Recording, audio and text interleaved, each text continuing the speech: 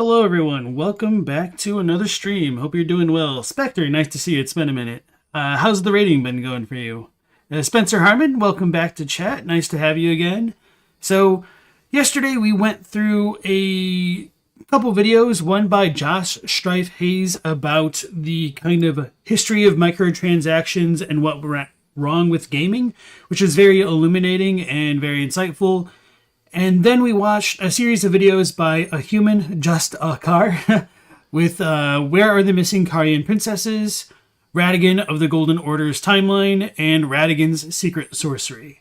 So today we actually have a lot of videos I've got set up for the schedule just because they're kind of a series of smaller ones.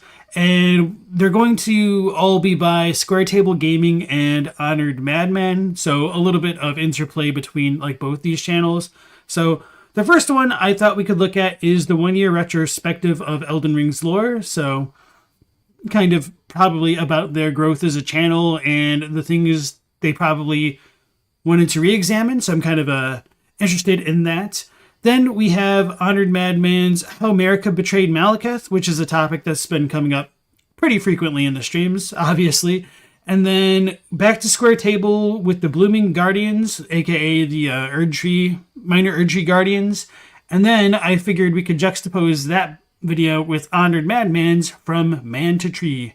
So following that, we have Square Table Gaming again with What Are the Erdtree Avatars? Then the bold claim that Rosus doesn't exist. So that one sounds really fun and spicy.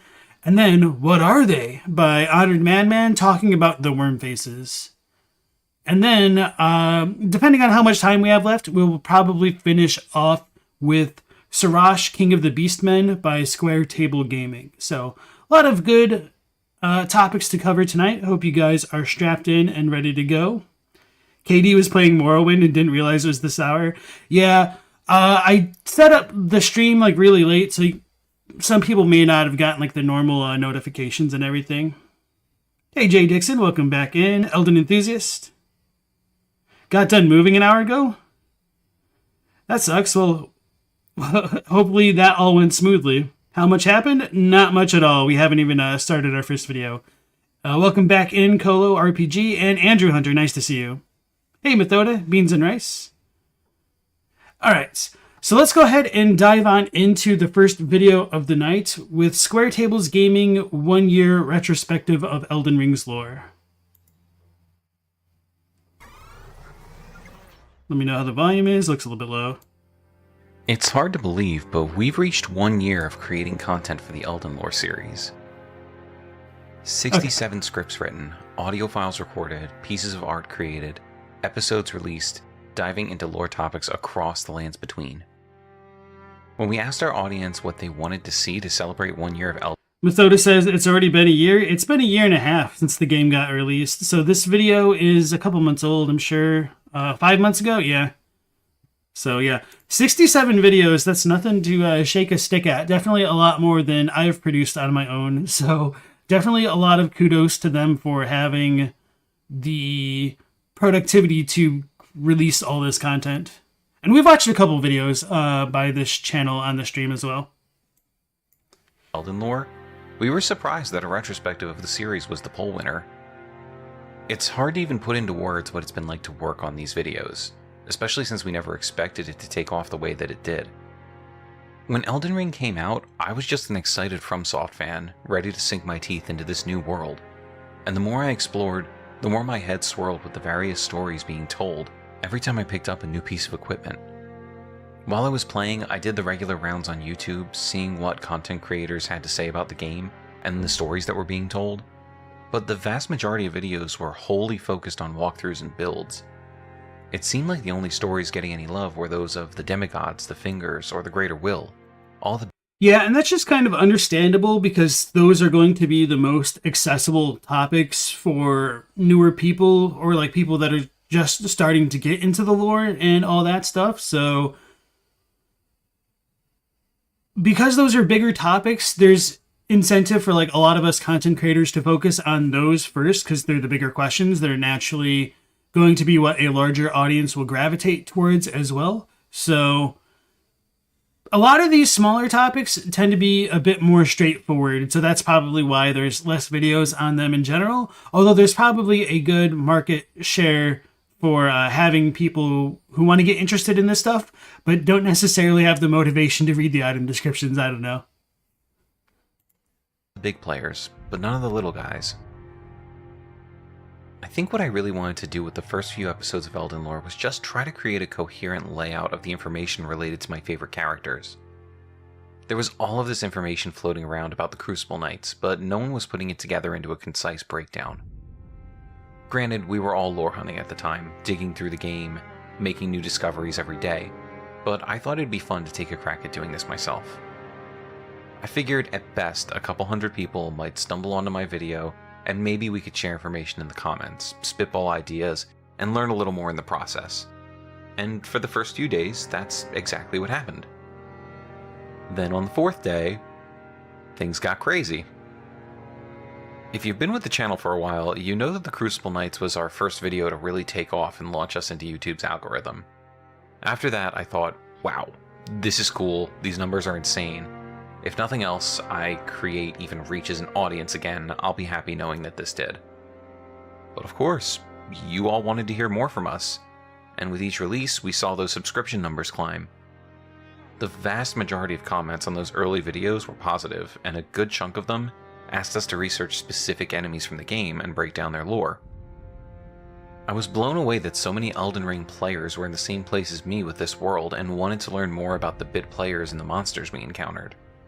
Yeah, and it's always nice to have that kind of positive feedback loop between the content creator and the audience, and kind of being able to build off of that organically. So I definitely understand where he's coming from, especially when you do have like your first video pop off for whatever reason. My first video that popped off was obviously like the true story of Bloodborne explained, going about like the translations of Bloodborne.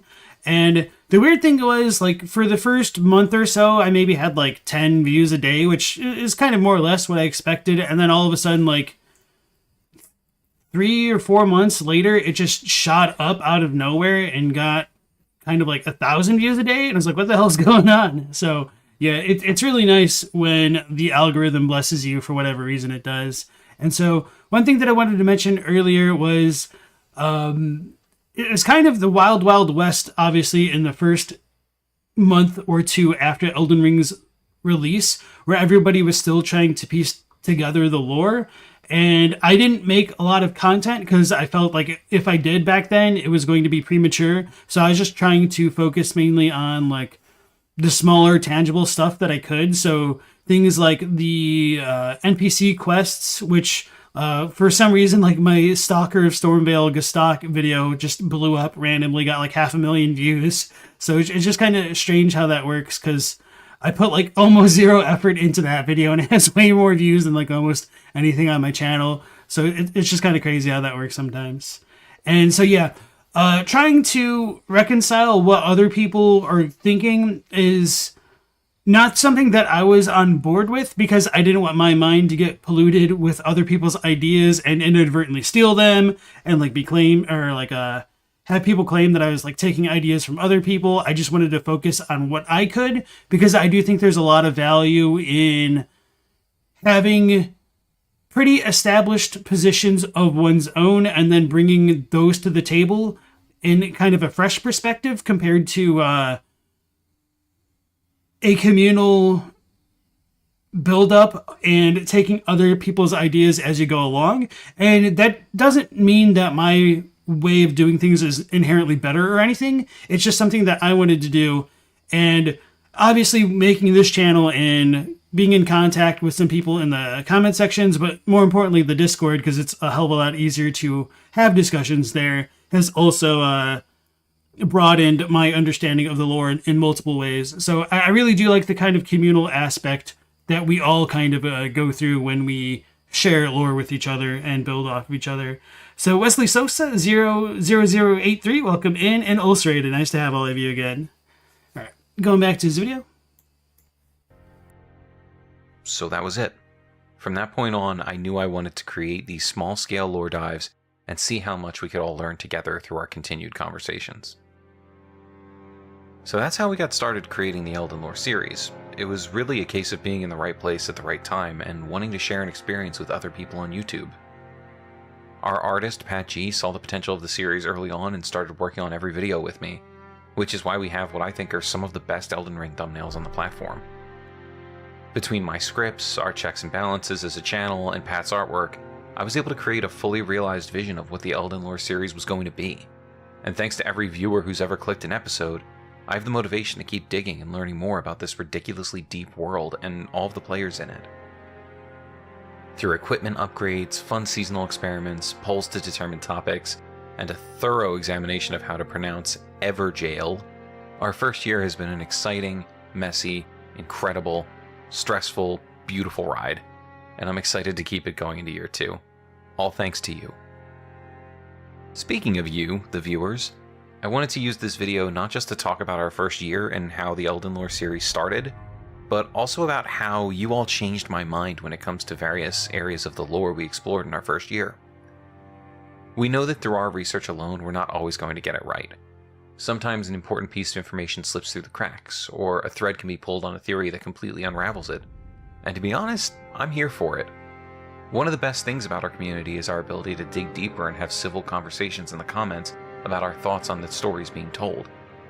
Yeah, and I can totally respect that, but I mean, as maybe egotistical as this is, I do like to future-proof my content as much as I can, obviously with a bit of a caveat that like this content could get completely trashed by like the DLC or whatnot. So with that being said, I want it to be as self-contained as I can and to have as few retcons as I can. So that's why it took me a long time to make my first like official Elden Ring lore video. And honestly, I haven't really produced that many videos on Elden Ring directly, just because I feel like most of the things that I want to talk about are highly speculative in nature and kind of more or less require a little bit more elaboration in future content before I really feel comfortable positing a lot of these theories that I have, because I feel like I'm almost a perpetual fence sitter in Elden Ring, where I'm just like,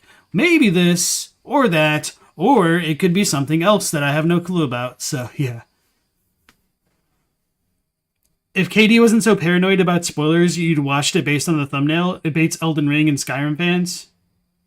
Wait, for what? Are you talking about my stock thumbnail? So yeah, that was like one of the most low effort thumbnails that I did, because I was just making like a really quick video. So I just took a picture of Gestak while he was stomping on Godfrey at night.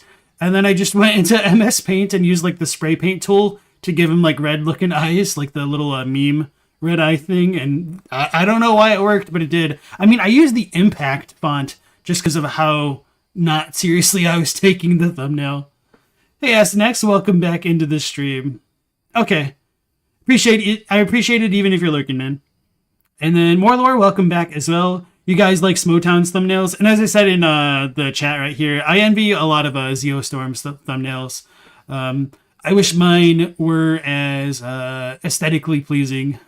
I try to do what I can, but since I like don't know how to use Photoshop and I don't have the patience to like learn it and everything, I'm just on the perpetual struggle bus, I guess. All right, so going back to this video. So, without further ado, here are the various bits of lore you all have changed my mind on. During our video... Oh yeah, that's a pretty cool idea for a video, just to kind of round up ways that their mind has been changed over time. Yeah, that's hella respectable. On Bach, we theorized that it was possible Bach and Raya could be siblings due to the Daedakar's Woe talisman. Our thought was that Bach's mother could have been human, and if so, the fact that Daedakar gave birth to a myriad of grotesque children could mean she was Bach's mother. You all pointed out in the comments that it's much more likely Bach's mother was a demi-human, as her prattling pate was in the shape of a demi-human, and the story of Bach seems to be connected much more closely to Kenneth Haidt than anyone else. The prevailing theory is that Bach and his mother fled the castle, becoming separated at some point, which is why we find the Your Beautiful Prattling Pate on the corpse of a demi-human in the hermit village of Mount Gelmir. It makes sense that the corpse we find holding the pate was Bach's mother. When we dug into the Banished Knights, we were stumped as to how they ended up in crumbling Farm Azula. But I'm trying to remember whether or not the corpse with the prattling pate is that of a demi-humans.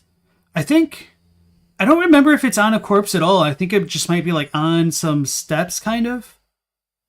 I'll need to go back and like double check that. When we dug into the Banished Knights, we were stumped as to how they ended up in crumbling Farm Azula. But thanks to the conversations in the comments, we got a better idea of how this could be possible. As many commenters pointed out, the Banished Knights likely fought under the banner of the Stormlord before their banishment. Many lore channels have explored the Stormlord and called out a connection between him and Placidu.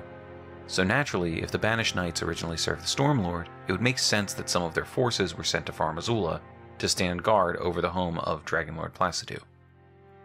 Yeah, and I'm one of those channels that made that connection in one of my videos, but even though I made that video, I'm still not entirely certain that Placisax should be considered the Stormlord. I think it's very likely. There might also be the chance that Serosh could have been the Stormlord, and it's also possible that Godfrey was referred to as the Stormlord after beating the Stormlord, perhaps, but we don't really know. So those are kind of like my three thoughts on what the Stormlord means in relation to the Banished Knights.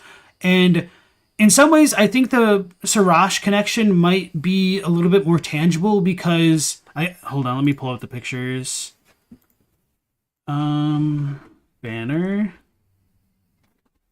In like two sections of Stormvale, there's kind of these old style banners which don't match up everything else in Stormvale, which makes it seem as though Stormvale is older than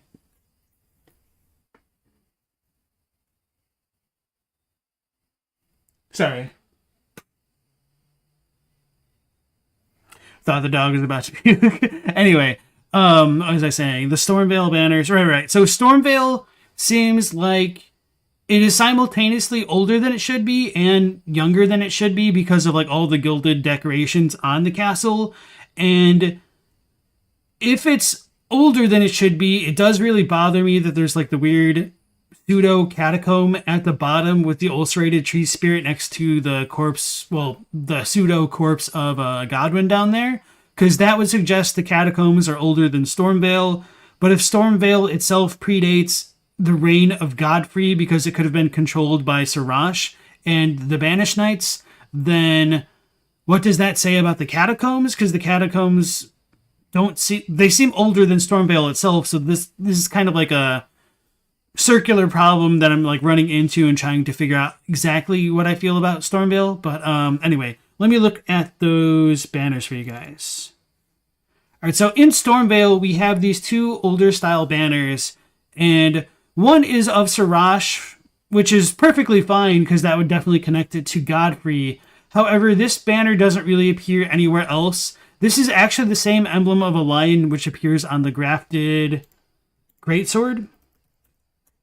Did I label this yet? No, I did not. Hold on. Let me think of what to call it.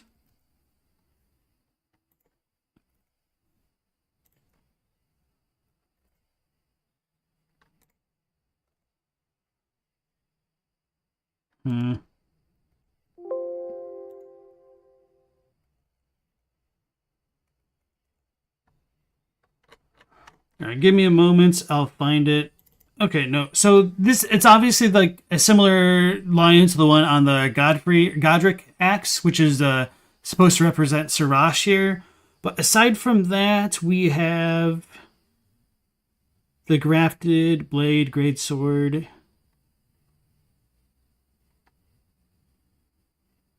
I really need to go through and like actually label all of my damn screenshots. All right, here we go. So let's mirror this if we can. I don't think we can do that in this program. Let me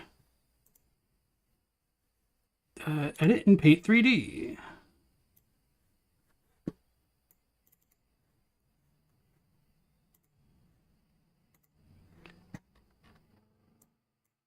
All right, so I think this is supposed to be a little bit closer to what we get going on there. Yeah, that's really close when I look at it like this.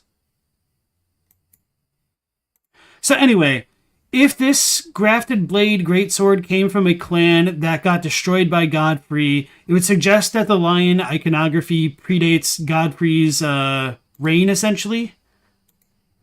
And does that mean that this banner is from a time before Godfrey ruled Stormvale? Was Stormvale built before Godfrey came to Limgrave, at least? I think that's very plausible, especially when we look at the extra banners which appear in Stormvale. So this little like bird-looking like thing actually appears on the Banished Knights, or technically the Veteran Set's Rallying Standard, which I don't think I have a screenshot of that handy.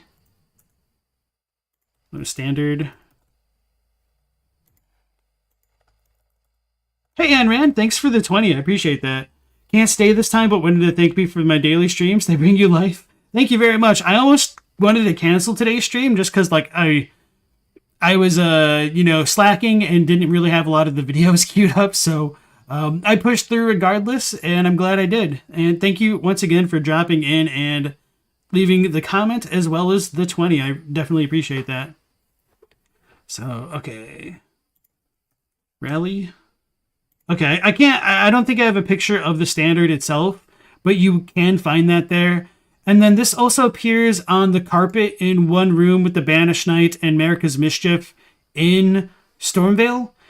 And so, me saying this stuff is kind of like it's one problem on its own, right? But I think it gets compounded when you actually go into Stormvale's other sections and see that we've got what Tarnished Archaeologists would call the coniferous Erdtree depiction, which doesn't really bother me that much. It could just still be the Erdtree. So I'll pull up some of those pictures here right quick. And this one I do have labeled. The only problem is I've got so many things labeled Erdtree. All right, here we go. So this is kind of the older style tree, which some would believe represents the Great Tree. However, this is kind of exactly what's depicted on the Tree and Beast surcoat, which would mean that it's the Erdtree, but that's not too important. We also have this weird goofy banner, which looks almost like an Erdtree avatar, or it could be the weird dragon-like thing which appears on the tops of the Banished Knight helms. So there's kind of a lot to try to unpack with Stormvale itself, which is just a real pain in the butt. Hey Tyler, welcome back to stream. Andrew says, off topic, but you hate that the Leonine Misbegotten doesn't actually use the damn sword. Yeah, it's kind of funny. Especially since we do have the one Leonine Misbegotten, which has like the unique Golden Order Greatsword use. So yeah. Yeah. I know it does kind of look like a dragon, but I think if you took away the head, it could also resemble an Erdtree avatar. So here's like the Banished Knight. And so this is the little bird on the carpets or the rugs here, rather than like on the banner. We also got like Stormhawks and whatnot. So does Stormvale predate Godfrey? I do think there's a really good possibility. Let me look up something else for you guys. So one of the weird things, and you can't really tell in the game, is in Stormvale's throne room, there is that big ass statue of Godfrey, and Serosh is behind him as well, except it isn't exactly clear whether or not that Serosh is connected to him. And so a user named Zalofsky on Twitter actually has assets that they pulled from the game. And this is the statue which appears behind Godfrey. So this is the Godfrey statue, but there's actually a relief engraving, sculpture, whatever you want to call it. And this is Serosh. So Serosh has the body of a person, kind of like Maliketh, a demi-human, or whatever you want to call it. And so, did Godfrey kill Serosh, and then did Serosh's head get mounted onto his back? It seems likely, but I just was not expecting Serosh to look so humanoid in his appearance here. And it's kind of a crying shame that you can't really get a good vantage of this in the game. So let me look up Godfrey, because I'm pretty sure I have a good picture of it in the game to just show how different it looks. Okay, here we go. So yeah, this is how it looks.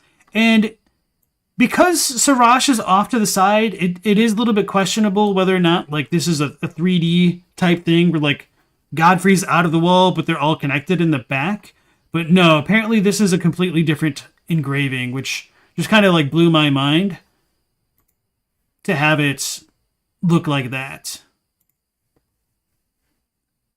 All right, let's catch up with you guys on chat. Godfrey taking Serosh on his back coincides with Godfrey becoming Lord and taking the name Godfrey. Right, and one of the issues with that is we are told Godfrey is called Godfrey before like the war against the giants, which is very counterintuitive. And if so, when were the depictions of the Erdtree added to Stormvale is another question I think we need to ask ourselves. TA thinks that Godfrey's current axe is Serosh's old axe. I've wondered something like that similarly in the past as well, to be honest. He came in the castle, ripped his head off, and built a statue of himself. Yeah. Oh, yeah, and then the other cool thing about the throne room specifically is that you have, like, a lion. Let me think about... Maybe I titled it Throne.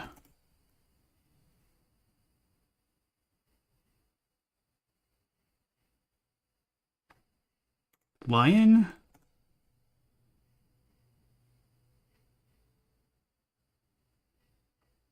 I should certainly have a picture of this. Or maybe it's footage.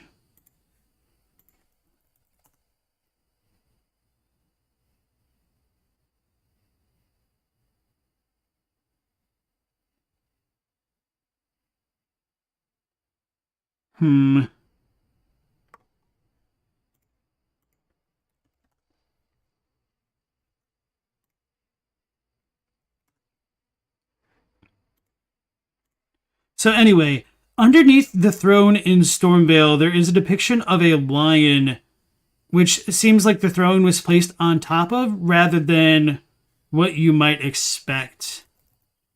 Maybe I just titled it Serosh.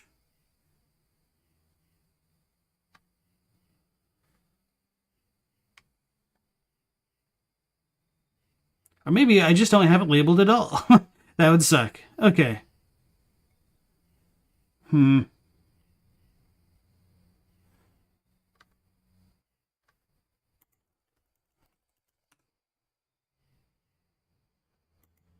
Stormvale.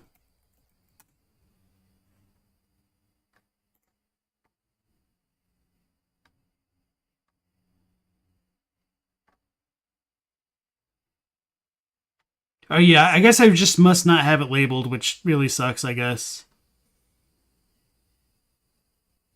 Damn. So it's really difficult to see, especially without the free cam, but it's like the throne is literally right on top of it.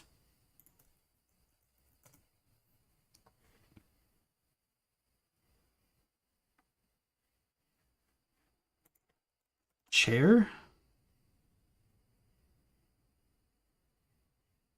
Yeah, I guess I don't really have it. Okay.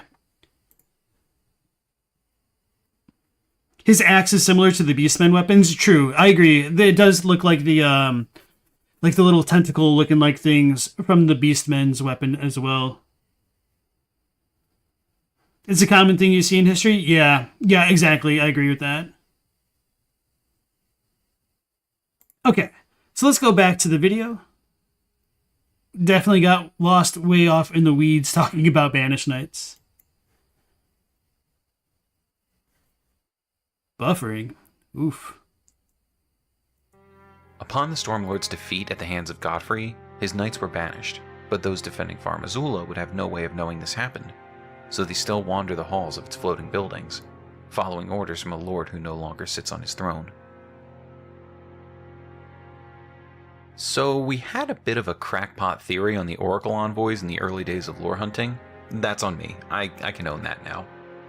Our video on these elongated monsters put forward the theory that Oracle envoys were a new form of Albinauric, and these days I can see just how silly this theory was. The Oracle Envoys are odd. They are incredibly pale, and their head wraps contain something that cries solemnly to itself. It was a reach to suggest that underneath the head wraps was the face of a second-generation Albinauric, but what really threw this theory out altogether was the fact that these enemies don't bleed silver. Albinaurics all bleed silver, and without that major detail, I should have known that they had no connection to this race outside of their pale complexion and a lack of legs. Also, they drop crab meat, so there's that.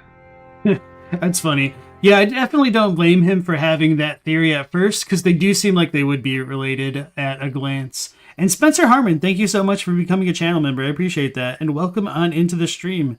Enjoy your silly little emotes that we have here. I forgot I added that one. Okay. Anyway. You still think they're transformed Albinaurics? That might be a possibility. I honestly thought that the oracles did bleed silver. Or just something like that. Let me look at some of my footage. This might not be the best, but...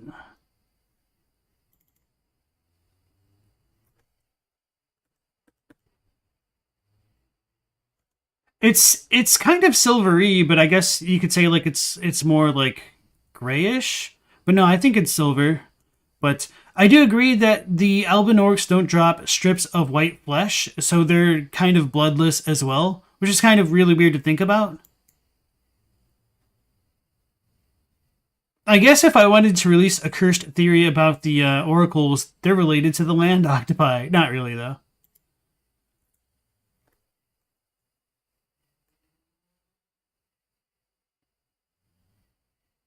This is when I was farming for the damn giant horn. Am I gonna die? Nope, okay. Oh yeah, that right there looks like a little bit more green in its hue. Rather than like straight silver. Let's look up an Albinauric kill. Albin. I have a lot of B-roll of Albinaurics.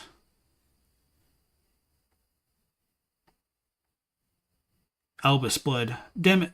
Stop loading.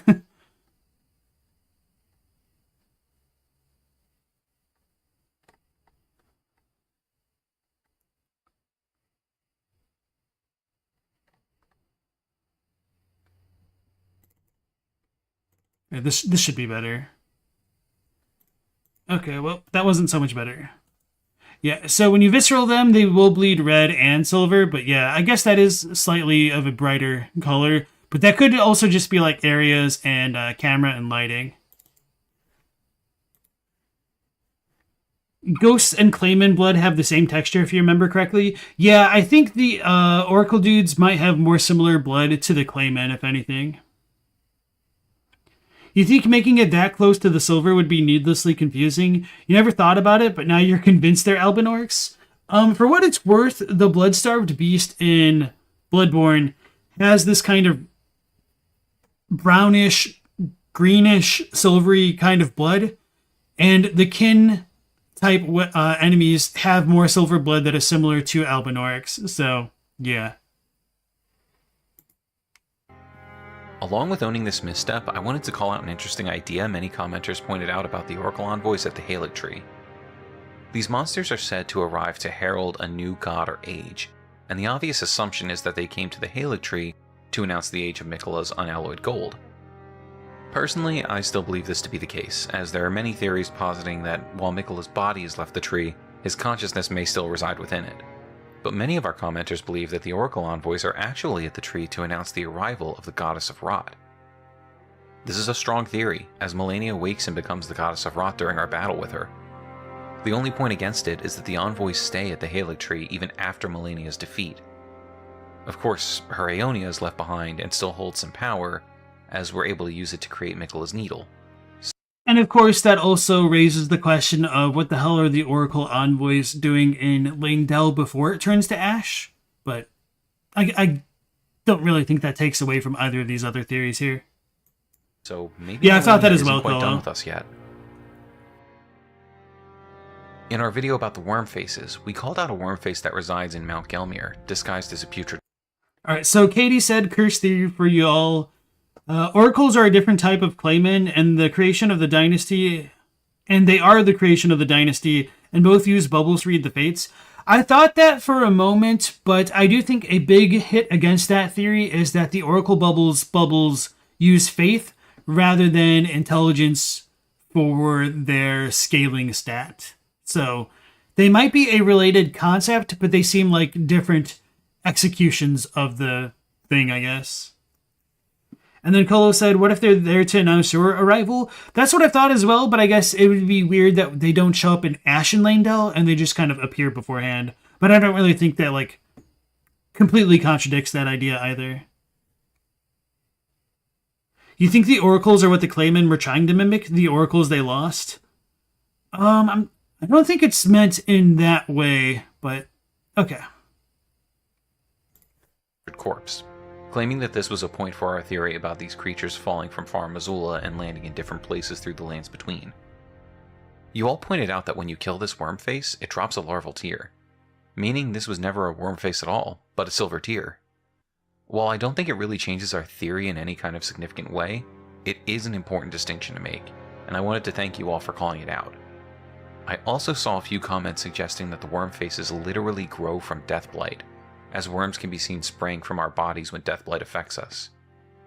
I don't have any kind of hard evidence to prove this theory true, but I like the idea, so it's worth calling out. Yeah, I don't actually know if these things are silver tears or if they used silver tears to be reborn into humans, but yeah. I think I'd be more swayed if they like bled silver after they transformed, but I think this one is just kind of open to interpretation, but cool nonetheless. During our video on Malenia and Radahn, I theorized that Malenia marched on Caelid due to Radahn's attempted conquest of the lands between. We know Radahn fought Morgott and was defeated, but when he does battle with Malenia, they're on his home turf. I disagree. It's not in the intro cutscene. In Caelid. If Radahn were in the middle of a march for conquest, they would not have been fighting in Caelid. If anything, Radahn may have been on his way back after his defeat in Landell. So if Malenia wasn't trying to secure Miquella's throne by stopping Radahn's campaign, why did they fight? Thanks to our commenters, we have a couple of theories on the motivation behind this battle. First, it's possible that Malenia was marching on Caelid because she was trying to get Miquella back from Mohg. In Caelid, we find the elevator to the Eternal Cities below the lands between, so if Mohg somehow captured Miquella from under Malenia's nose, it would make sense that she would lead an army of clean-wrought knights to retrieve her brother. Unfortunately, this means moving through Radahn's territory, and as we know, these demigods are quick to violence with each other. While a simple conversation would have cleared up Malenia's presence in Radahn's domain, these two warriors instead chose to escalate into a conflict that left Caelid a rotting corpse of what it once was. Personally, I don't subscribe to this theory, because I believe the only opportunity Mohg would have had to steal Miquella from the Erdtree would have been while Malenia was away. She is the blade of Miquella, and as such, likely only left his side when ordered to by her brother. This opens up the second theory for why Malenia would have taken her forces to Caelid. In our video on Commander Nile, we discussed the significance of the eclipse, and explored the idea that Miquella needed the eclipse to come about in order to give his brother Godwyn a true death. While we believe his motivations for this were noble and were driven from a place of love for his brother, the important note here is that the eclipse never comes. We know that Radahn was holding back the stars themselves with his gravity magic, freezing the destiny of Ranni the Witch. But what if his bulwark against the stars also made it impossible for the eclipse to come? Radahn not only stilted the destiny of his sister, but also his brother, by not allowing Miquella to give him a true death. And right, I think that might be one of the most compelling theories for their kind of conflict. I don't really have strong feelings either way, although I really like that theory, because I just don't feel like I have enough evidence for anything really, because it's really strange that we know Radahn and Malenia both came into conflict with Godric at different times. Godric fled Landell. Does that mean that either Radahn and or Malenia repulsed his forces along with Margit or not. I would need to re-examine a lot of the things about like the Sovereign Alliance and like how it was rotting from within, all that other stuff. But I don't think there's enough conclusive evidence for me to really get on board with any one theory. Although, if I were forced to pick one, I do think the idea of Radahn forestalling the fate and the eclipse could have been enough incentive for Miquella to sick Malenia on Radahn, so that way he could carry out his plan and his mission. And I'm just staunchly against the idea of Radahn being beaten in battle before his conflict with Malenia, because he's regarded as the strongest of the demigods. And I feel like that would be a gross understatement, to say the least, if he was already beaten by the forces of Margit and whatnot. And that would also like diminish a lot of Malenia's sacrifice and the resolve that she knew she would need to beat Radahn, and it would just put Morgott on like a pedestal above both of them, which just doesn't really ring true to me personally. Man, Miquella seems so altruistic, so you just know From is going to reveal they're an awful nightmare person in the DLC. I mean, they can't be any worse than the Tarnished, the murder hobo that we are, right? Hey Bella, nice to see you again.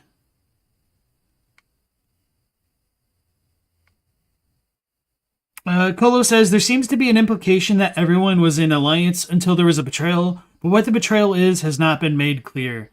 Sort of, yes. I mean, it's arguable, because you could say that the killing of Godwyn was the first betrayal, but obviously there was some other stuff to go along with that, because Rykard definitely turns on everybody and does attack Leyndell, and like Leyndell returns the siege against him. So yeah, I don't know. It's just it's a mess. You just hope the McKellen eclipse won't be as bad as the Berserk one. I never thought about it that way, but man, that would be something. Okay. So what if Malenia's march on Caelid was actually an order from Miquella? Defeat Radahn by any means necessary, lay waste to his armies so that we may give Godwyn the Golden a true death, and stop the spread of Deathblight across the lands between. I think this theory makes a lot of sense and better aligns with the overall story of Elden Ring.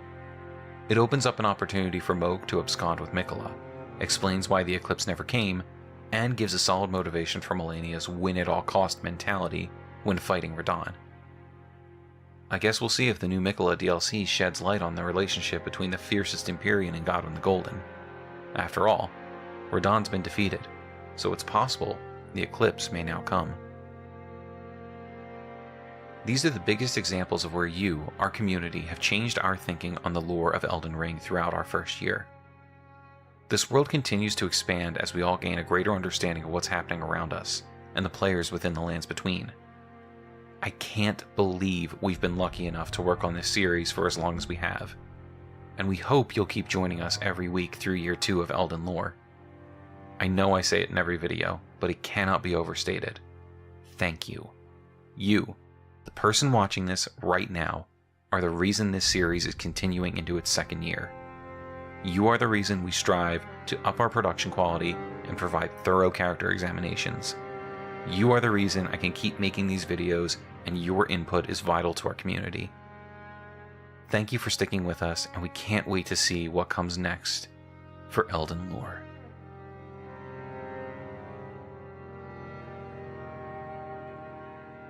That was a good video. I spent a lot more time reacting to that and going off on weird tangents than I was initially expecting. But anyway, gonna go ahead and link that in the chat as normal and give it a like if you guys would do so.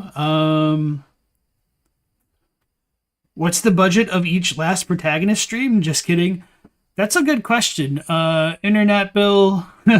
The Elgato is already paid for it. Well, I guess I don't really use that so much for this stream, at least. All that stuff. Also, treats for the animals. those are already factored into costs. Could Eternal Darkness have anything to do with Malenia's march on Caelid? Maybe it's part for the eclipse? I don't think so. Okay, let's go on into the next video by Honored Madman about how Marika betrayed Maliketh. So, yeah, I don't exactly know what to think about this, so I'm either going to vehemently disagree, completely agree, or just remain on the fence. Hey everybody, welcome back to Honored Madman, and unlike yesterday's video, today's actually will be bite-sized, hopefully. So yesterday I talked a lot about how Maliketh was technically a failure, but he's not necessarily responsible for the fallout of events that followed the Night of Black Knives. For example, the spread of the Deathblight, that's hardly his fault. He's not the one who chose to bury Godwyn down there at the roots of the Great Tree. But I neglected to mention the fact that it was confirmed that he was betrayed by Marika. It says so right in his remembrance. So I figured in today's short little lore entry that we would explore how Marika betrayed her beastly half-brother. So it's not outwardly stated how she betrayed him anywhere, but there is a lot of evidence pointing to the fact that she may have had a hand in the Night of Black Knives. But let's get right into it. So when Ranni was pulling off this theft that allowed her to enact the Night of Black Knives, we know for a fact that she needed help stealing the Rune of Death, and while we know her brother Rykard must have had a hand in it, as he was granted those traces that allowed him to parry the Black Blade if they ever were to come to blows, personally I think he had a hand in the theft itself. Perhaps he was the only one brave enough and that hated the Golden Order enough to attempt this. Well, him or agents loyal to him at least, I think that also might be more likely. Or perhaps he created a diversion that allowed the theft to happen. Maybe he drew Maliketh away from his guard post and thieves, either sent by Ranni or Rykard, managed to make off with the Rune of Death. But here's the thing, for any of this to have happened, Ranni would have needed inside info on how to find the rune, which would surely have been well guarded, probably by Maliketh himself. This could have only been provided by Marika or someone extremely close to her, which most people will think is probably just the Newman women that we know to have become the Black Knife Assassins. But I don't think there's any reason to believe that any of them would act without her order or behind her back in any way. First of all, there's very few Newmen even in the world. We know that Marika was a Newman. Now, besides being a not-so-subtle Lord of the Rings reference, the Newman people are unique in a lot of ways. They're the supposed descendants of another world, long-lived but seldom born. The Japanese translation elaborates on this a little further, where the characters used could mean another world, or they could be referring to the underworld, which I feel like kind of hints at the fact that they come from the Eternal Cities, which are, well, under the world.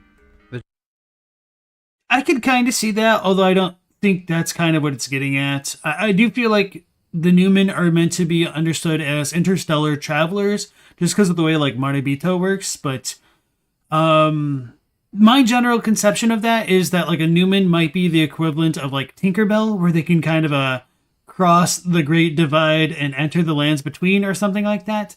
But who really knows? There's hardly any real info about them. Bella isn't a fan of the Marika is partially behind the Night of the Black Knives theory, and you feel like she genuinely loved Godwyn, and you think it added a lot to her character rather than a powerful queen. Yeah, there's a lot to unpack with that. I was going to let him get through the video a bit more, because I wanted to expand on some other stuff. Anyway. That's a Numenor reference? Never noticed. Potentially. We don't really know if like it was a Miyazaki thing, a George R.R. Martin thing, or even like a Tolkien thing. Alien elves, and that's subjectively correct. Kinda, yeah. They are long-lived. The Japanese version also refers to them as Maribito, which I'm probably mispronouncing, but it literally means rare person. The word itself is rather ancient, and itself refers to a supernatural being who comes from afar, bringing gifts of wisdom, spiritual knowledge, and happiness. Yes. Oh yeah, that totally sounds like Marika or the other Newman we encounter. And aside from Queen Marika and possibly the player character if you pick Newman as your race, the Black Knife Assassins are the only other Newman in the game. Well, except for maybe those giant ants that drop Newman runes. So in more ways... I was going to say that you might be able to make the argument that the Nox are still Newman, but I digress. The Onyx and Alabaster Lords are absolutely space elves, yeah, especially with their like long-ass ears. That's probably even more potent. That's not the right word, but I'm blanking. Than one, the lore hits us over the head with the fact that Newmen are in fact very rare. And if we look around, the Black Knife Assassins all appear to be guarding things. For the most part, places that Marika would care about. The only time we ever see them acting as actual assassins is when they killed Godwin and everybody else, and of course when they attempt to kill Blythe and succeed in killing Iji. And not only that, but the Black Knife Assassins are all referred to as having close ties to Marika by Sorcerer Rajir and in in-game text. And while that does seem a little too obvious for my liking, it seems more than likely that they were acting on her orders or she loaned them to Ranni, but we haven't really got to the why. Like, why would Marika do this? To what end? What does all of this accomplish? Well, in a lot of ways, it sets the stage rather nicely for the Shattering. On one hand, you've got the chance that maybe Marika did all this so she could have an excuse to bound death and basically begin sowing seeds for the Shattering to happen. We know Marika was probably trying to free herself from the Greater Will and maybe even use Radagon as her sort of scapegoat replacement so she could get out, but that's something I'm going to talk a lot more about in the Radagon video. Now, on the other hand, there's the chance that Marika did help Ranni with this, but that Godwin's death was Ranni altering the deal. I think it's very likely that she was okay with all the other demigods' deaths because, well, they weren't even important enough to be named. The best those demigods got were the walking mausoleum treatment. I guess it isn't so bad. They've got some of the most metal guardians in the game. I mean, those guys were loyal enough to sever their heads to serve their lords in death. So they did have some people cared about those demigods, but I do not think Marika did. Godwin, however, was different. I mean, look at all the statues there are of her carrying his corpse. At least, that's what I think the statues of. It's above like every crypt in Altus, I believe. Now, if this they're not just an Altus plateau. That was the first thing that I'd like flat out be more likely to disagree with, because I think these hero graves, well, actually, yeah, I guess you can make the claim that they all are like post-shattering. Yeah. But anyway, I don't think it's meant to represent Godwin, but I can see like where he's coming from with that, but I think it's probably more contentious than that. So, Ponyboy, welcome in, as well as Calix. Nice to see both of you again. All right. No, because of the Zamorian hero grave. Well, the thing is, the Zamorian hero grave could still like post-date the Shattering. Like the only hero's grave which might predate everything would be like the giant one, which is what you're talking about, I guess. Because we do have the two finger sigils in there. I'm trying to remember if that one actually has the dude on top of it, though. And either way, like there's the possibility that he could have been a hero during the war against the giants and then died, well, failed to die because of everything like relating to the Golden Order and all that stuff. So it's just unclear when all of these graves were really established, I guess. If this was the case, then she did get what she wanted. She got the excuse she needed to bound death, but it did come at great cost, and it left her really bitter about the whole thing, which could be why the Black Knife Assassins hunt down Ranni's accomplices after she, dips out and they're no longer protected by a demigod. This could also explain why Godwin was buried at the roots of the Great Tree. It could be seen as Marika in a way salting the earth because she knows Ranni was out there attempting to now establish her own order and going against Marika's wishes. I mean, we know Marika must have some knowledge of Deathblight because look at what happened to the giants in the mountaintops. And to me, this could also explain. Well, I would disagree with these being Deathblight, and I think Honored Madman here is under the impression that the Great Tree and the Erdtree are different things, which I totally understand why. However, let me go ahead and pull up my spreadsheet again. One thing that's worth noting, especially with the Godwin stuff, is although Deathroot is certainly kind of related to the Great Tree, it says, on the night of the dire plot, the stolen Rune of Death enabled the first death of a demigod. Later, the Rune of Death spread across the lands between through the underground roots of the Great Tree, sprouting in the form of Deathroot. So, it certainly makes it sound as though the Great Tree is its own thing, which I understand, especially when you look at root resin, which says, the roots of the Great Tree were once linked to those of the Erdtree, or so they say, and it is for this reason the catacombs are built around Great Tree roots. So, root resin on its own in both English and Japanese definitely 1000% make it sound as though the Great Tree is different from the Erdtree. However, I think this is a case of poor writing in that The Great Tree is a specific kind of Erdtree in that it is the Great Tree in Leyndell, and the roots of the Great Tree being linked to those of the Erdtree, I think, is an issue with plurality not being expressed in Japanese the same way that it is in English. And so it says, those roots were once connected to the golden tree or golden trees, or so it said. And those golden trees, in my opinion, are like the minor Erdtrees. So I think the minor Erdtree roots were connected to the big Erdtree roots in Leyndell, the Great Tree's roots. And part of my rationale for saying that is we're told in the Tree and Beast Surcoat that the Great Tree right here, this is the character for Great Tree, is depicting the distant Erdtree. So the Surcoat depicts the distant Erdtree and the Beast Regent, blah, blah, blah. The Tree and Beast Surcoat or the Great Tree and Beast Surcoat. So the Great Tree depicts the Erdtree. But setting aside the translation stuff, I think you still can come to that same conclusion even with just the base English version of the game. If you kind of ignore a little bit of like the plurality issue in the root resin. When you look at the Prince of Death's pustule, where it says, it is said that this pustule came from the visage of the Prince of Death, he who used to be called Godwyn. As first dead of the demigods, it said he's buried deep under the capital at the Erdtree's roots. So, is he buried at the Erdtree's roots here, or is he buried at the underground roots of the Great Tree? This is something that people will need to reconcile on their own. And of course, just to play devil's advocate, this is written as hearsay with the Prince of Death pustule, but regardless, I think the point still stands. And if you want to rely on the hearsay thing, you can also make the claim that this is supposed to be hearsay. So the Great Tree stuff is very contentious in both English and Japanese, but in my opinion, it is made explicit that the Great Tree is the Erdtree in Japanese as well. So, okay. Now that I'm off that soapbox, which I so commonly find myself standing upon, let me check the chat out real quick.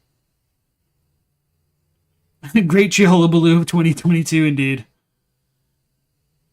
Yep, you guys seem familiar with my soapbox there. Whether the Great Tree and Erdtree are different is so huge, and content creators seem super split on it. You definitely came in here tonight positively, thinking there were two trees. Yeah, that's just kind of how it goes sometimes. And I don't necessarily blame people for thinking there's two trees, because I thought there was two trees for like the first 2 or 3 months after the game released. And somebody in like one of the Discords asked if the root resin says that the Great Tree is different from the Erdtree. And when I looked at it on its own, I'm like, oh yeah, those sound like two different things. And then, like a month later, I was like, wait a second.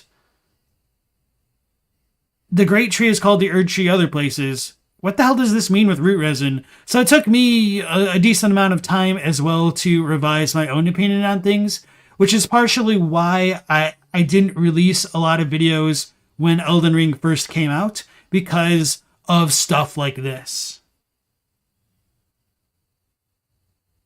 The Erdtree is a really great tree, but what about the Helfin and the Lampwood?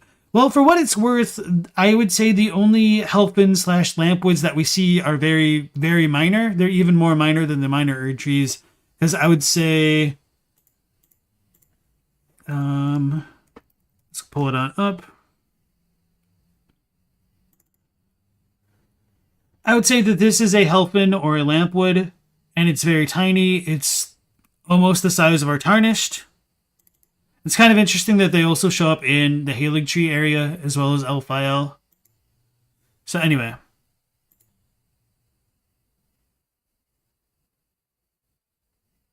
The fact that Mikla is making a second Erdtree at least proves there could be more than one, which does have you on the fence a bit, but I do make a good point, thank you.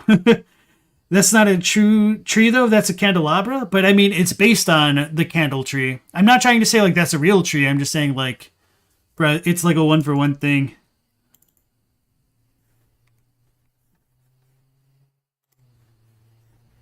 Alright. That doesn't look like a tree at all. Well, don't know what to tell you about that. The game treats them as trees, as spirit trees. But I also haven't found a lot of spirit trees in real life to compare them to be fair. All right, going back to the video. Why Miquella was working towards resurrecting Godwyn. I think there's even a chance that Marika was planning on being a part of Miquella's new order, at least when she made the decision to help Ranni with her plot in the first place. And through all this... Oh, right. The other thing that I did want to mention, I'll back him up so that way he could, like, finish his full point there. Would Marika be against Ranni becoming like her successor or Godwyn becoming her successor? If so, it's really at odds with Marika telling all of her demigod children to murder each other and become something, otherwise they'd amount to nothing more than sacrifices. But, of course, that quote could have come to us after the Night of the Black Knives, I guess, so hooray. Salting the earth because she knows Ranni was out there attempting to now establish her own order and going against Marika's wishes. I mean, we know Marika must have some knowledge of Deathblight because look at what happened to the giants in the mountaintops. And to me, this could also explain why Miquella was working towards resurrecting Godwyn. I think there's even a chance that Marika was planning on being a part of Miquella's new order, at least when she made the decision to help Ranni with her plot in the first place. And through all this, Maliketh just wound up as the unfortunate casualty of scheming gods. While every demigod may have feared him, the true god betrayed him and didn't give it a second thought. So I'd say how Marika betrayed Maliketh is pretty clear, but why isn't so easy to figure out. But let me know in the comments what you guys think. Like, why do you guys think Marika betrayed him? I mean, it is quite fucked up. I don't want to get too off topic, and the video is already like 5 minutes long, so I'm going to cut it off there. Today's video was supposed to be about the brothers D, but that'll be tomorrow because I couldn't stop kicking myself in the head for forgetting about Maliketh's remembrance description and how it blatantly stated that Marika betrayed him. Anyway though, I hope you guys found this rather short video somewhat entertaining, somewhat informative, and if you liked it, please like it. If you disliked it, please dislike it. And if you like hearing me ramble from various different amounts of time, please consider subscribing because that really helps me here out at the channel. But as always, let us have our outro and some final thoughts, maybe?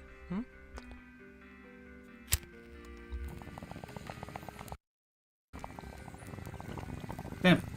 Okay. So, as always, I like Honored Madman's videos. Maybe not this part in particular, but... So look, I don't necessarily think that the Black Knife Assassins taking out E.G. and attempting to take out Blythe really proves that Marika didn't want Godwyn dead. She just as likely could be cleaning up loose ends that knew she did want Godwyn dead. In this case, the loyal servants of Ranni, another one of the many pawns in her original plan. Although I can't say whether or not Marika was down with Ranni taking over, I doubt that. I do think that the Black Knife Assassins guarding the way into the Erdtree kind of prove, or at least indicate, that Marika was helping Miquella with his whole Erdtree situation. But these are greater mysteries that we will get into at a later date. As always, be safe everyone, I'll see you next time. So yeah, I enjoyed this video. I already went ahead and linked it in the chat, so if you want to give Honored Madman their due, feel free to do that.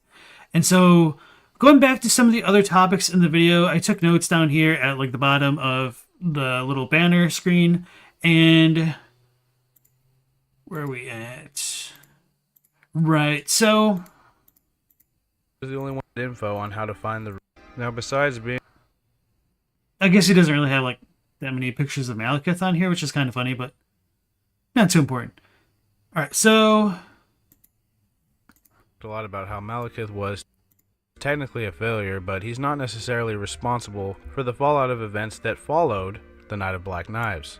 Right. Everything with the sealing of Destined Death is a lot more contentious than I initially thought, as I've kind of more recently discovered after watching Smotown's video about the Glomide Queen, I think it was, or the timeline that was presented by like Tarnished Archaeologist in his video, in that, in my mind, it was very clear that the sealing of the Rune of Death and sealing Destined Death within the body of Maliketh were two different events, but I guess others didn't quite feel that way. So I think this issue comes back up with the remembrance of Maliketh's description. So let me go ahead and pull that back up.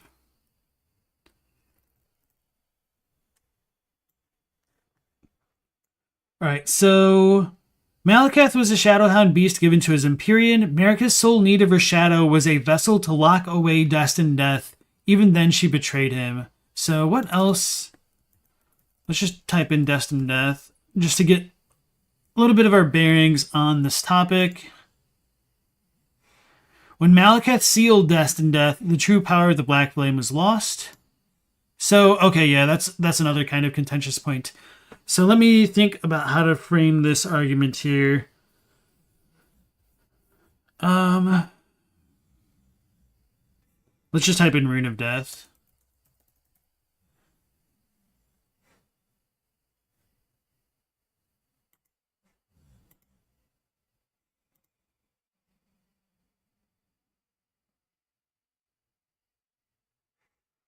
Maliketh's black blade, which once harbored the power of the Rune of Death, a sad shadow of its former glory. So, alright. After a fragment of death was stolen on that fateful night, Maliketh bound the blade within his own flesh, such that none may rob death ever again. And then Ania tells us the Rune of Death was stolen, and hold on, that's not what I want, or that one. The Rune of Death goes by two names, the other is Destined Death. The Forbidden Shadow plucked from the Golden Order upon its creation. So, between her and the Mending Rune of the Death Prince, it says, the Golden Order was created by confining Destined Death in English here. Thus, this new order will be one of death restored. The Japanese is a little bit different in that it doesn't say that it was confined necessarily. It says the Golden Order it began on plucking the destined death. So it was plucked most likely from the Elden Ring because, I mean, it just makes a lot of sense. But anyway, plucking the Rune of Death from the Elden Ring is different than Maliketh necessarily sealing it away in his blade and or sealing his blade away in his flesh. And so I guess one thing that is questionable is whether or not removing the Rune of Death and putting it into his blade is when the Rune of Death would have lost its power, or whether or not it still kind of persisted for a while beyond that. But at the very least, once Maliketh did put the blade into his flesh so that none may steal it away, we're certain that Destined Death was actually sealed away. So going back to the remembrance of Maliketh, all right, let me... Remembrance of Malik. When Marika's sole need of her shadow was a vessel was to lock away Destined Death, it's a little bit unclear as to whether or not that means she needed Maliketh to get rid of the Rune of Death from the ring, or whether or not she told him to seal it in his body after Godwyn was already murdered, which is kind of a weird thing to think about. So, I don't really have a lot of thoughts beyond that. I just wanted to share that here right now and bounce that idea off the chat.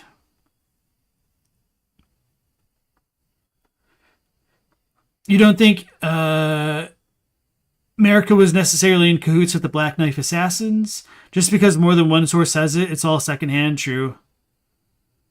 People are trying to piece things together just like us. It's questionable. Because, yeah, we just don't know, unfortunately. It seems like Marika's desire to get rid of the Golden Order should have definitely happened after Godwyn got murdered. But then the other stuff about Marika having close ties to the Newman and, like, the Black Knives could suggest that she orchestrated the Night of the Black Knives. And if so, for what purpose? Was her initial idea of what the Night of Black Knives should have been different than what actually happened? Maybe.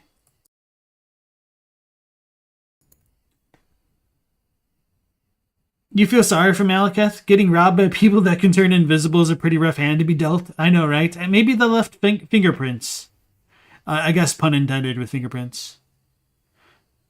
Kolo says, him binding it to his flesh does nothing other than preventing people from stealing it. The power was lost at the sealing of in the creation of the Gold Order when he defeated the Glowmite Queen. I think that is the most likely reading, but I'm also one who will play devil's advocate against my own positions to strengthen them as best I can later. What on earth happens when we unleash the Rune of Death is a very good question that will not be answered anytime soon. Thanks, Miyazaki. Yeah. Yeah, so when Marika decided to have the Rune of Death be sealed away is kind of questionable, because you could make the argument that it sealed away in his blade and then Ranni got her hands on it later.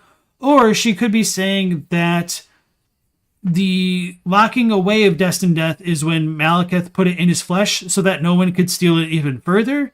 And if so, that calls into the question the timeline of when she betrayed him. So part of the reason why I bring this up goes back into the whole idea of, hey guys, is Marika part Melina, or rather is Melina part of Marika?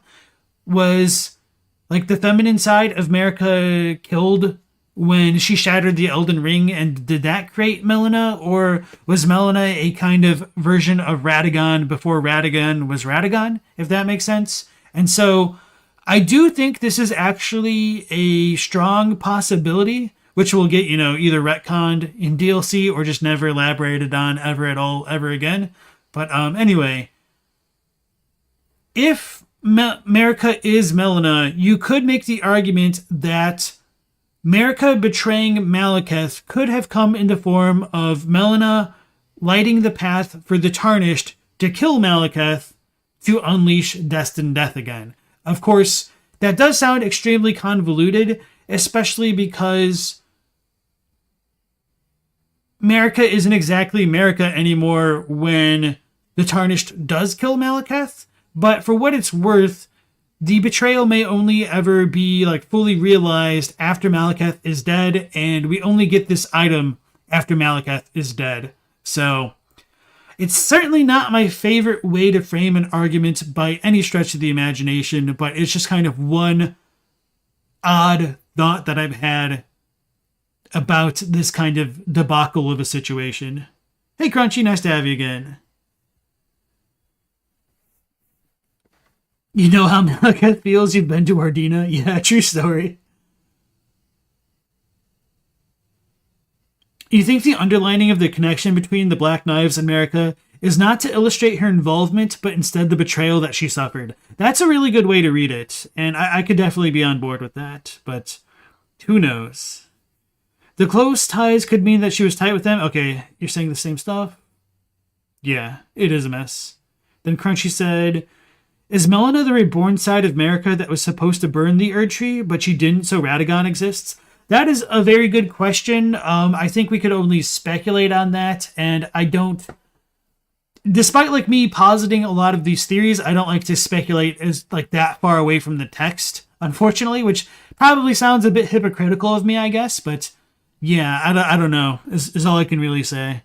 So, if Melina was the Gek, I do think that the Gek should have been defeated fairly early in the timeline, but I also think the defeat of the Gek should coincide with the rise of Radagon, but even the timeline of Radagon is questionable as to when he first came into being versus his first major public appearance, I guess. Perhaps Marika's betrayal of Maliketh was setting the Tarnished in motion, knowing that they would eventually have to kill him. Oh, that's a good point. Yeah, I like that. That makes a lot of sense. Well, sort of. The reason I say sort of is because it's always been very strange about what the hell Marika ever truly intended to do with the Tarnished. Because in some ways, it doesn't make sense for her to create the Tarnished with the knowledge that they would need to come back, unless she was thinking about using them as a failsafe if Radagon turned against her or the Golden Order didn't work out. But I just kind of hate how mega-minded, big-brained of a theory that is. Not to say that it's wrong or anything, because there's a very strong possibility it's true. It's just if Marika was so smart, then why did she get got? I don't know.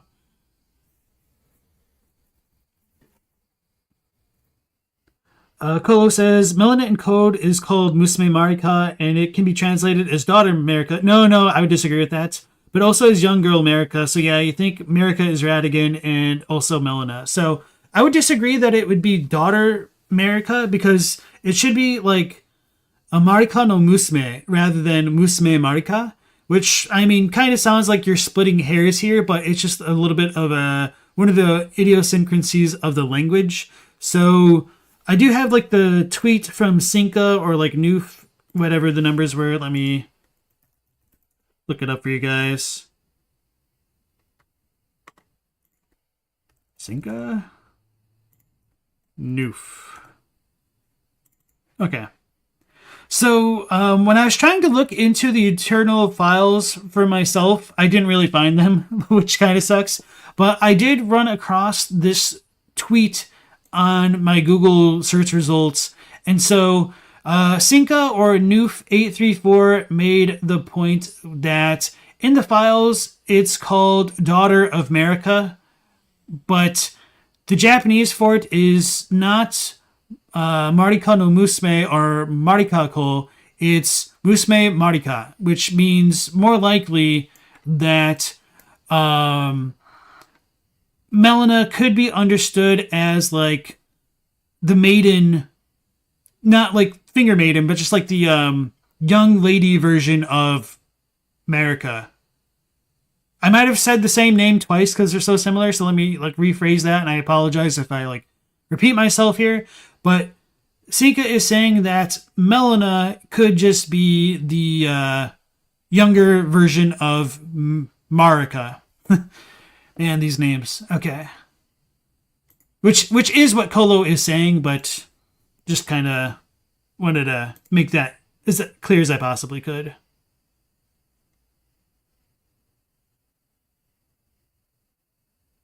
Characters can lie. It could be that the loss of Grace was outside her control and she's just making stuff up. I don't think so, because we're told explicitly that Godfrey was robbed of his grace in the remembrance of Horlu. So, yeah. Maybe Marika exists out of the time and causality, kind of like Placidusax, or it's just what fate and causality dictates and is basically like the void from Berserk? Maybe. Crunchy says, it's strongly implied that Melina's mother is Marika anyway, but because this is Elden Ring, it's possible that Melina is both Marika and Marika's daughter. Marika. Man. Anyway, I'm on the struggle bus with these names right now. So, okay. Trying to break down that idea, we have to go back to the whole kernel of what the hell Melina is. And then, of course, we have to grapple with her consternation at Bach's fixation on his mother, and then Melina saying, is this what it's like to be born of a mother? So this obviously heavily implies that Melina is not born in the traditional way. And of course, with Renala having like the Amber Rune of Rebirth, there could be some room for non-traditional births to be a thing in the Lands Between to begin with. So setting that aside, if Melina has a non-traditional birth, that doesn't necessarily mean that she has to be a fragment of Marika, but if she came from a part of Marika, you could make the claim that Marika is her mother, but not necessarily in the sense that like Melina is her literal child, as much as like Melina is a fragment of her.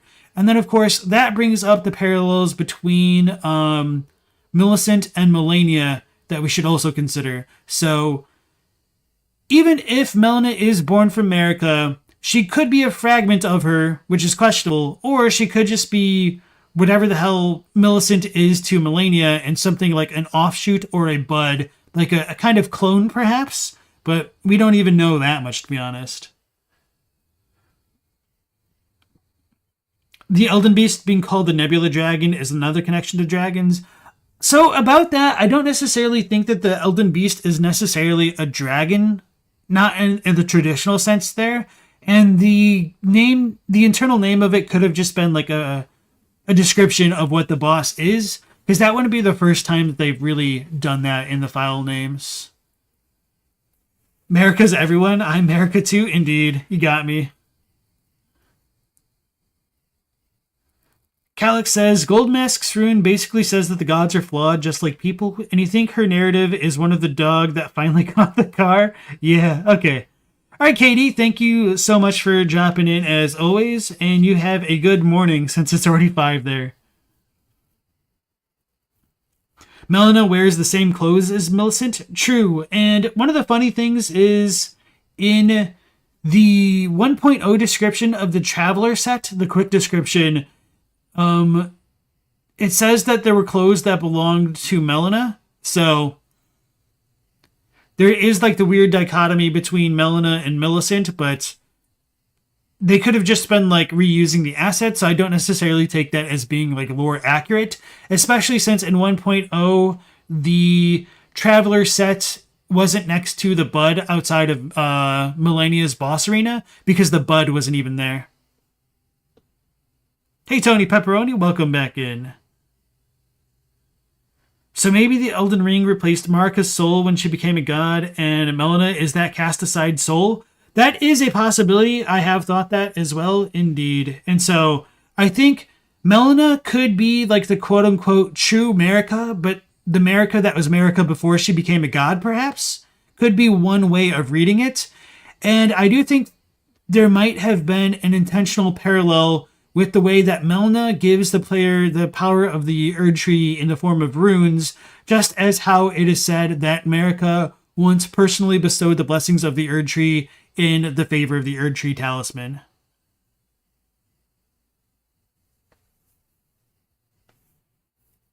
Okay, so I think we've kind of beat this topic into the ground for now, which is all well and good. So we're probably not going to get through all the videos planned for tonight, which is pretty good because, I mean, it's fun to be able to react this long to stuff and to interact with the chat this much. So anyway, let's go ahead and move on to the next 2 videos, which will be about a similar topic with Square Table Gaming's The Blooming Guardians, and then Honored Madman's From Man to Tree. So, Erdtree Guardians.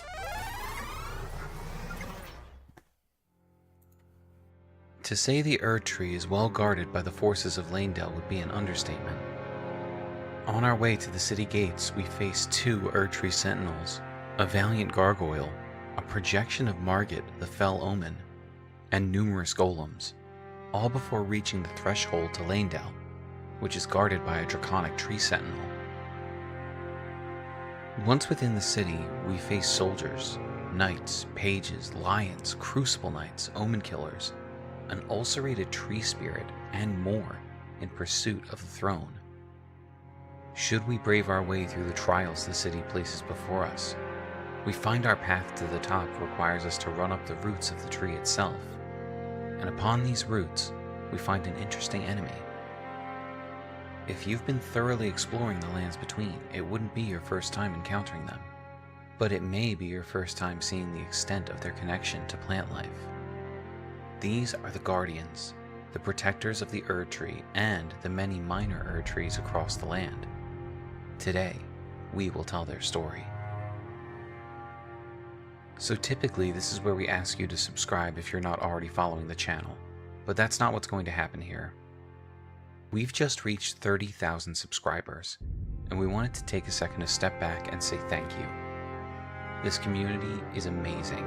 The thoughtful conversations in the comments blow us away, and your support for our work on the Elden Lore series is overwhelming. We never thought the channel would grow to the size it currently is, and it's because of you, our audience. Even if you're not subscribed, thank you, because every single view matters to us, and we hope you find something to enjoy in our playlist. You are the reason we make this series, and the reason we'll continue putting our best foot forward in every lore dive. With that said, let's talk about the Guardians. The Guardians of the Erdtree are found across the lands between, defending the many minor Erdtrees that have sprung up since the Shattering. But as for why they've taken on this duty, we need to look at their armor. Almost every piece of equipment they own tells us, in accordance with an ancient pact with the Erdtree, it is said that their deaths led not to destruction, but instead to renewed eternal life as guardians. This explanation teaches us the main reason for the Guardians' insistence on defending these minor Erdtrees, even though most of them are already guarded by an Erdtree avatar. The fact that this is an ancient pact seems to imply that whatever deal was struck between the Erdtree and the Guardians was done well before the Shattering, perhaps even before Marika came to control the Elden Ring. The fact that they would strike a deal with the tree for eternal life tells us that the Rune of Death had not yet been removed from the Elden Ring, because if it had, they'd already be living in a world without true death, with a few exceptions. Hold on, I need to back that up and listen to that one a little bit more closely. The fact that they would strike a deal with the tree for eternal life tells us that the Rune of Death had not yet been removed from the Elden Ring, because if it had, they'd already be living in a world without true death. Right, and that also ties into one of the reasons why I believe that the Rune of Death did coexist with the initial period of the Erdtree, so yeah, there'll be a lot to unpack with this one. So I'll let them talk a little bit more, and then I'll go into the stuff with the descriptions of both the full bloom garb and the regular garb. And I did figure out why I got confused the other day and thought that the one description said connection instead of destruction, and I'll talk about that one as well. But I mean, I was still misreading it because I'm just going to blame this dyslexia that I think I kind of have an acute little bit of sometimes. But either way, going on. With a few exceptions. So we believe the implications of becoming a Guardian clearly outline a past for these warriors. Their ancient pact with the Erdtree keeps them alive at the cost of acting as its eternal guardians. But what does that have to do with the minor Erdtrees? The Guardian's sword spear is a weapon comprising a long handle and broad blade, sharpened from the hard wood of old trees, and it says it is wielded by guardians of the minor Erdtrees, known as experts in the arts of combat. So that means the ancient pact made with the Erdtree must extend to its minor offshoots. Golden seeds tell us, when the Elden Ring was shattered, these seeds flew from the Erdtree, scattering across the various lands, as if life itself knew that its end had come. So these seeds are the remnants of those flickers of golden light that once shined across the lands between. And if the Guardians swore their oath to the Erdtree itself, it stands to reason this extends to any offshoots it may have. If a minor Erdtree had the strength to grow, the Guardians saw it as worth defending, on the off chance it could one day become a new Erdtree. Alright, so there might be some timeline stuff that we need to reconcile, but I don't know if they're about to just go into this right now, so I'm going to listen for a little bit longer, and if they don't, then I'll pause and come back to this point. One of the most striking features of the Guardians is the tree growing from each of their backs. Alright, so I don't think they're going to talk about it, but they might come back to the idea later. So just to kind of cover our bases here, the idea of the minor Erdtrees sprouting up after the Shattering, I think is a popular one, and I also think it's a mistaken one for a variety of reasons. But first and foremost, while we do have it in the Golden Seed description that they first came into being after the Shattering, I'm not trying to deny that much, but I don't think the minor Erdtrees came from those seeds specifically. And so let's go ahead and look some things up. What is it called? Not have seeds. Did not have? Could not exist.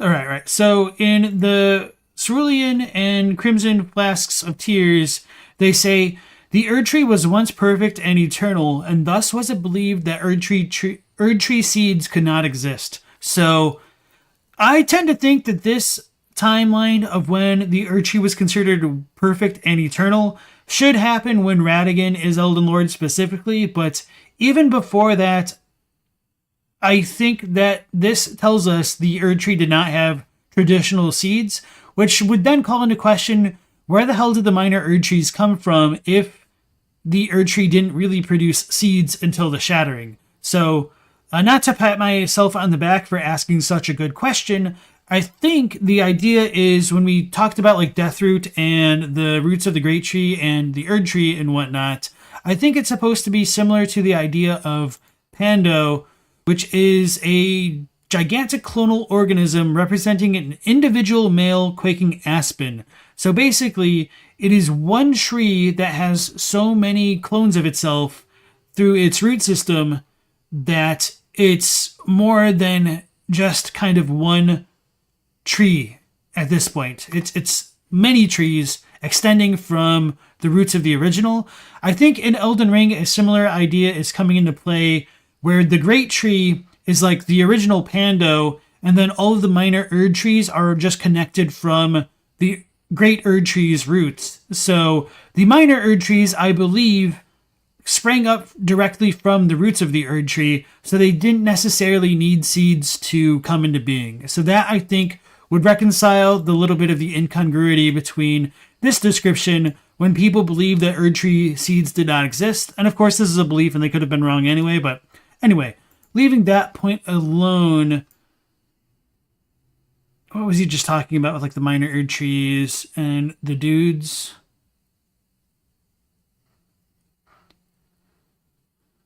I definitely know that I wanted to talk about their destruction and whatnot. Oh, right. So let's go into the Guardian garb. So the description of the garb itself says, in accordance with an ancient pact with the Erdtree, which leads me to believe that it's older than the Shattering because it's ancient, although that's a little bit wishy-washy because the timeline of Elden Ring in general is extremely vague, with George R.R. Martin saying that it spanned like over 5,000 years. So we don't exactly know when the Shattering happened. It could have been like 1,000 years, 3,000 years for all we know. So maybe an ancient pact could have still happened after the Shattering, although I don't think that's the intended reading with this passage. So just wanted to bring up those 2 points for right now, and then I'm sure we're going to get into the destruction of them and whatnot later, so I'll try to go back to that in the video. Does that imply turning into a tree is the regular outcome? I don't think so. And Elden Enthusiast, thank you for dropping by, although you're probably gone now.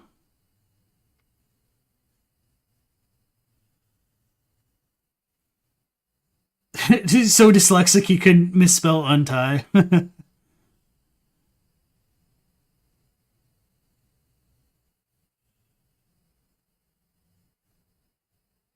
You think what I've said is a bit loony, or... Sorry, I'm missing the context. What I said relies on a lot of assumptions. Yeah, I'm not going to deny that. Okay, going back to the video for now. Guardians we find outside of Lanedell, defending the minor Erdtrees, are all sprouting bare tree roots from their backs, hunching their posture, and adding another layer to their subservience to the Erdtree. In a few areas, we see Guardians whose trees are fully bloomed, and the bloomed Guardians at the minor Erdtree Church actually have a unique ability where their backs can further bloom, making them grow in size. Their unique armor drop sheds some light on what sets these variations of the Guardians apart from their brethren. I didn't know that these ones could have their blooms grow even more, which is really cool. As far as I'm aware, you can't actually get the full bloom set from these dudes, which is really annoying. But yeah, you kind of are forced to farm the full bloom set from the ones in Lanedell before it turns to ash, which is really annoying. Unless you can get them from these, but anyway. It is said that the blood-red flowers blooming on their backs mark the senescence of their ancient pact. Perhaps the Guardians are part tree already. The word senescence means deterioration due to age, meaning that their pact is slowly fading along with the Erdtree, making whatever magic granted them eternal life wane and take root in their bodies. They truly are becoming more tree than man at this point, and if the lands between was left alone, and the Erdtree left to die, it's likely their bodies would eventually take root in the ground. We're willing to wager that if their masks could be removed, you'd find a hideous amalgamation of man and tree beneath. All right, so we did talk about this on one of the more recent streams, like 1 or 2 days ago, I think it was. So with the Guardian Garb set, there is a slight difference in the English and the Japanese, where obviously in the English it is said that the blood red flowers blooming on their backs mark the senescence of their ancient pact. So this means obviously aged, like Square Table Gaming has just said here, and I'm not trying to deny that, but the Japanese puts it one step further, where it says it's the destruction of their ancient pact. So, hold on, I'll just like rephrase this. So the blood-colored flowers that are blooming on their backs are said to be the destruction of their ancient pact. So the fact that they're blooming means that they're kind of disconnected from their minor Erdtrees, I guess. And I did kind of misread this the other day because I was a little bit confused, because this character, Hokorobi, kind of looks like Musubi, which I guess I'll just show to you guys. And so this is Hokorobi, and then let's just do Musubi real quick. And this is Musubi. So I don't know why I misread it, but I did. Anyway, I think part of the reason why I did misread that is because they use a different version of like destroy in the kanji for the other Guardian set. So rather than Hokorobi, we have Horobi. So this one is Horobinu, which means like even though they're dead now, they are not destroyed. So that ties back into Kolo's question earlier in the chat. So from an ancient pact with the Erdtree, even though they're dead now, they are not destroyed, and it is said they've become eternal guardians. So they become eternal guardians of the Erdtree, even though they're dead. They're not destroyed because of the ancient pact with the Erdtree. So yeah. Anyway, the Guardian Garb says that the red-colored blooming on their backs show that their pact has been broken, essentially. So repeating myself a little bit there, but, you know, just want to be extra clear here. Crunchy just realized that the Erdtree doesn't have flowers or fruit. Right, and something that somebody said on one of their videos the other day, I don't remember who, maybe it was a Human Justicar? No, maybe not. No, because we didn't watch anything about that. Anyway, I would need to double check this, but Erdtree avatars might only show up next to Erdtrees that have like leaves still on them. And I want to double check if that's true, because we do have some Erdtree avatars show up where there's no like Erdtrees like in the Halig tree. And whether or not ulcerated tree spirits show up at the dead minor Erdtrees or underground. So that's something that I didn't consider. And I think in Lane Dell, the tree that has the worm face doesn't have an avatar, obviously, but I do want to double check if that's a dead minor Erdtree. I think that one has leaves, but I don't remember off the top of my head. So the pact running out makes them start turning into trees. Yes and no, because the weird thing is, I think somebody else was saying it earlier in chat. Was it Tony? Yeah, could these not be the Deathbird priests? I think you're just trying to say, like, aren't the Erdtree guardians kind of like the priests that we find in the Deathbirds? And my answer to that is yes. I think a similar concept is going on. So for anybody who might not be following along, let's go ahead and look at the Deathrite Ritual Spear, or whatever it's called. Ritual Spear. The priests became guardians of the birds through the rite of death, which also serves as an oath sworn to their distant resurrection. So that doesn't make a ton of sense on its own. So let me look up some footage.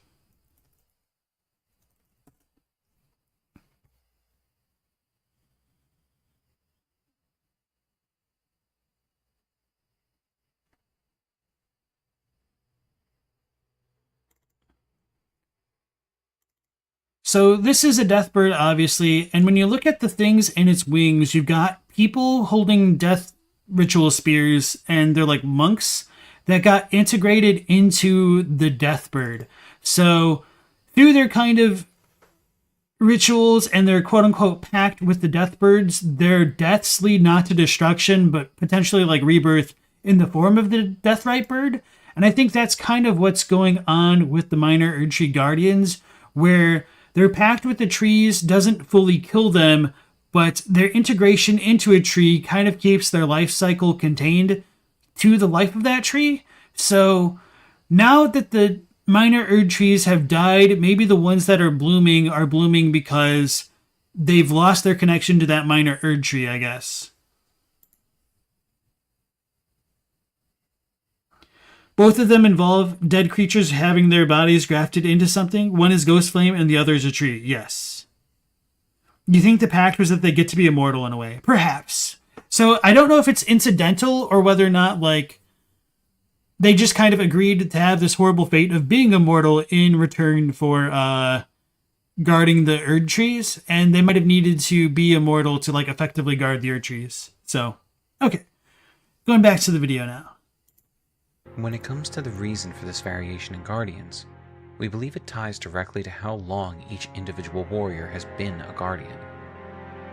We know that the blooming trees are directly related to the age of their pact, so this would make sense. You can find the most concentrated number of bloomed Guardians defending the Erdtree itself in Lanedale. Alright, and then the other thing that I did want to mention was to Kolo's question about whether or not they're turning into trees. I did want to make the point that even the ones that don't have the full bloom are still kind of tree people. So it's a similar thing overall, but I think the ones that have the bloom have something else going on, and they're not being sustained by the Erdtree. So now they're kind of self-sustaining, ? So I don't know how long these ones' lives are supposed to be, and whether or not they're just trying to make up for the deficit of the loss of their minor Erdtree or whatnot. Most concentrated number of bloomed Guardians defending the Erdtree itself in Lanedale, which implies that most of the oldest members reside on these branches. After the Shattering, when the golden seeds burst from the Erdtree and took root across the lands between, the Guardians likely kept many of their most experienced members behind, choosing to send out their youngest recruits, along with a choice few veterans, to establish the minor Erdtree church. Alright, I need to make a note real quick, just so I can, like, research this a bit more on my own.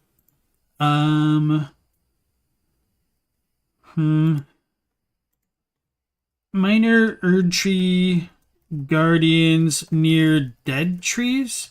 No, I guess I do know that there are the minor Erdtree Guardians next to, like, the dead trees in the consecrated snowfield area. Anyway, okay, let's go back to the video. From here, the Guardians would be assigned to their minor Erdtrees, watching over those that had the potential to one day become fully grown. It's easy to assume that this was done as a way to keep their vow and defend the Erdtree by ensuring that even if the main tree were to wither completely, one of its offspring could take its place. But there may have been a selfish undertone to this campaign as well.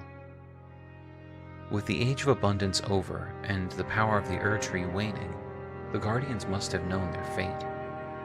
Without an Erdtree to ensure their eternal life, they were doomed to have the roots within them take over completely, so their only chance at having their eternal life safely Okay, yeah, I was like, those aren't sprouting. Okay. renewed would be to cultivate a new Erdtree.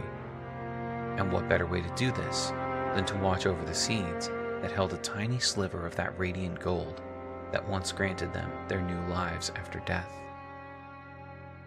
These Guardians, who once traded their death for a chance at new life, are another tragic group of victims who put their faith in a higher power that cared only for how it could use them to its own benefit. It's possible the life they were granted was not the bargain they signed up for, as the tree itself taking root within their bodies was probably not what they expected when they made their pact. However, it's entirely possible that they knew their deal with the Erdtree would plant that seed of life within their bodies, and they were simply too blinded by gold to consider a possible future where the tree's power would dissipate. So, Now that I think about it, the only red flowering minor Erdtree guardians that I can think of are the ones here in Lane Dell and the one next to the oddly glowing minor Erdtree in the minor Erdtree Church of Lane Dell in Altus Plateau, like in the outskirts of the ramparts. But does that mean the blooms are only part of like living Erdtrees? And if so, why would that show us an essence of their pact, or like a destruction of their pact?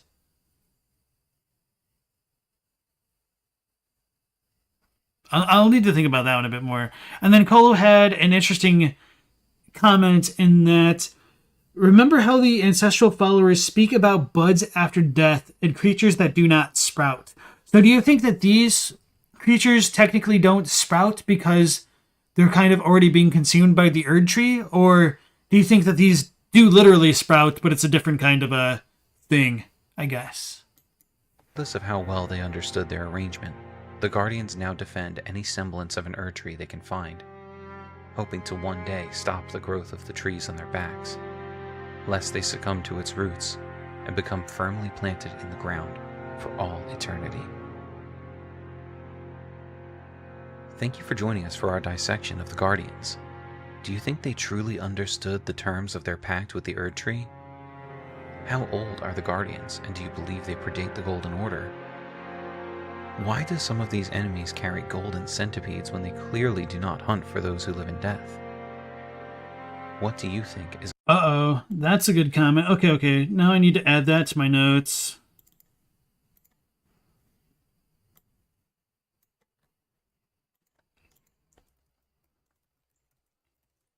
Because there are a bunch of golden centipedes by the other glowing minor Erdtree, but I don't really think they show up next to other minor Erdtrees.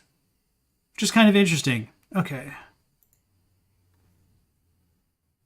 Kolo thinks people used to sprout buds, but they don't anymore, and instead they become one with the Erdtree. Notice how the Guardians bury themselves as if they are trying to be close to the roots. Huh. Alright. Under their mask. We look forward to reading your thoughts in the comments below. Don't forget to like, subscribe, and hit the bell so you never miss out on any of our lore dives. We look forward to seeing you again for more Elden lore.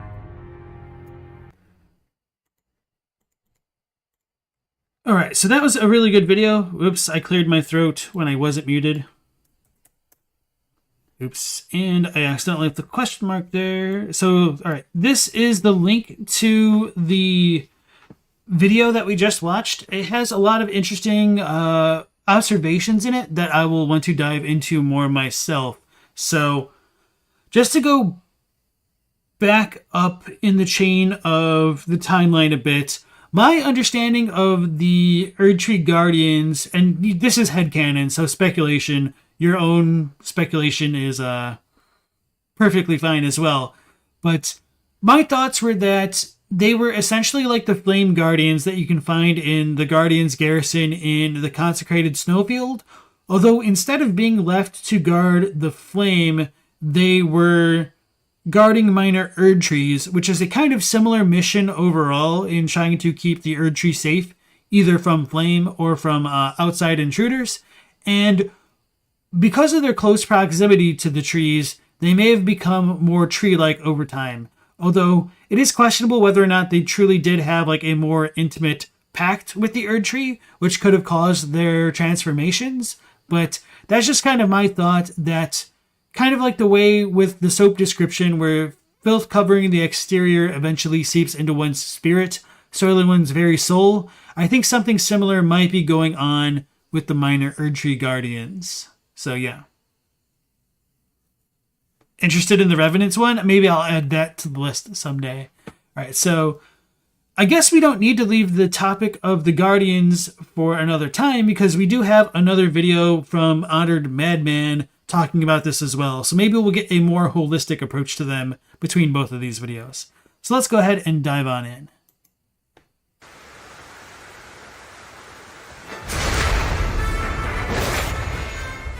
I'll turn that down for you guys. Alright, welcome back to Honored Madman, and today we've got a part 2 of sorts. So yesterday I made a video talking about some of my many theories regarding the Wormfaces, ending with the comically unlikely theory that the Deathbed Companions are what the Wormfaces originally were. But while I was in the editing process, I realized that out of all my theories, one was far more likely than the rest. And that was that the Wormfaces were some of the mysterious Erdtree guardians that we see protecting the minor Erdtrees across the map. But I think to fully understand the theory, I really like that idea so far, and that's not something I've really thought of, just because I kind of like to forget about the worm faces for a variety of reasons. But okay. we have to go into just what the Erdtree Guardians are. And that's what we'll be covering in today's video. It'll probably be somewhat brief, but without further ado, let's get right into it.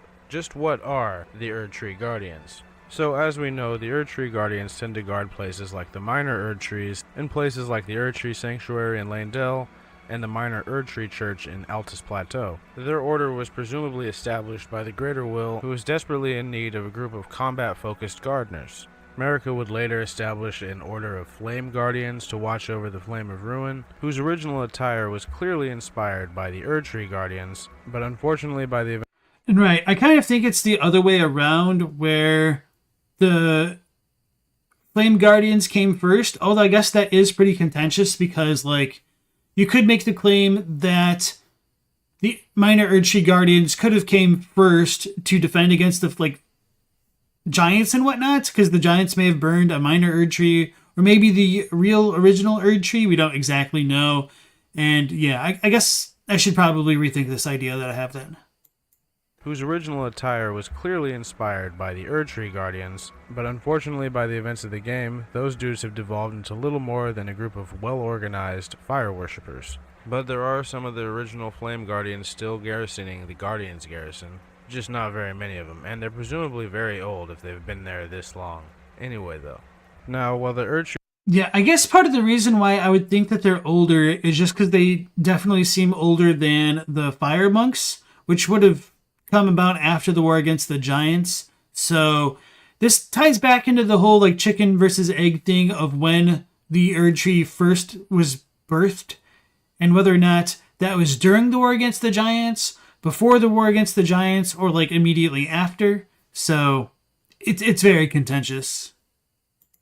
Erdtree Guardians were probably seen as the weakest out of the various defenders and tenders of the Erdtrees and minor Erdtrees. They were still highly revered. Now, they wear these ornate ceremonial masks and what appear to be thick robes embroidered with Erdtree and branch and root designs into them, which seems to be befitting of their status as an order of warrior monks for the Erdtree. They were extremely skilled in the combat arts, armed with their weapon of choice, the golden sword spear that was carved from a branch of the Erdtree itself, but by far the most striking and... Wait, does the sword spear actually say that? I will need to look that one up.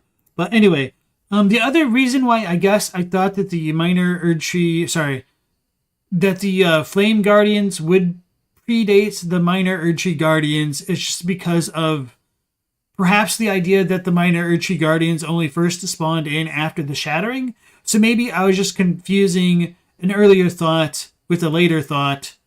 So anyway, I'll still need to like rethink a lot of that stuff, but let me look up the sword spear.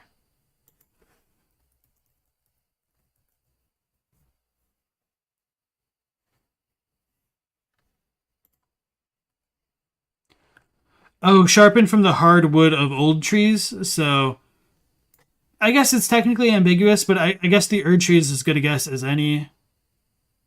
Yeah, I guess it doesn't really say. Okay.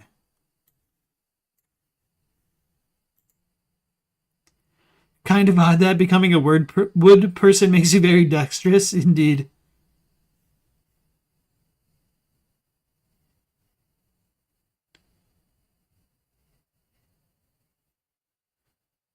Stella, could you elaborate? I'm not quite following along what you're saying right there.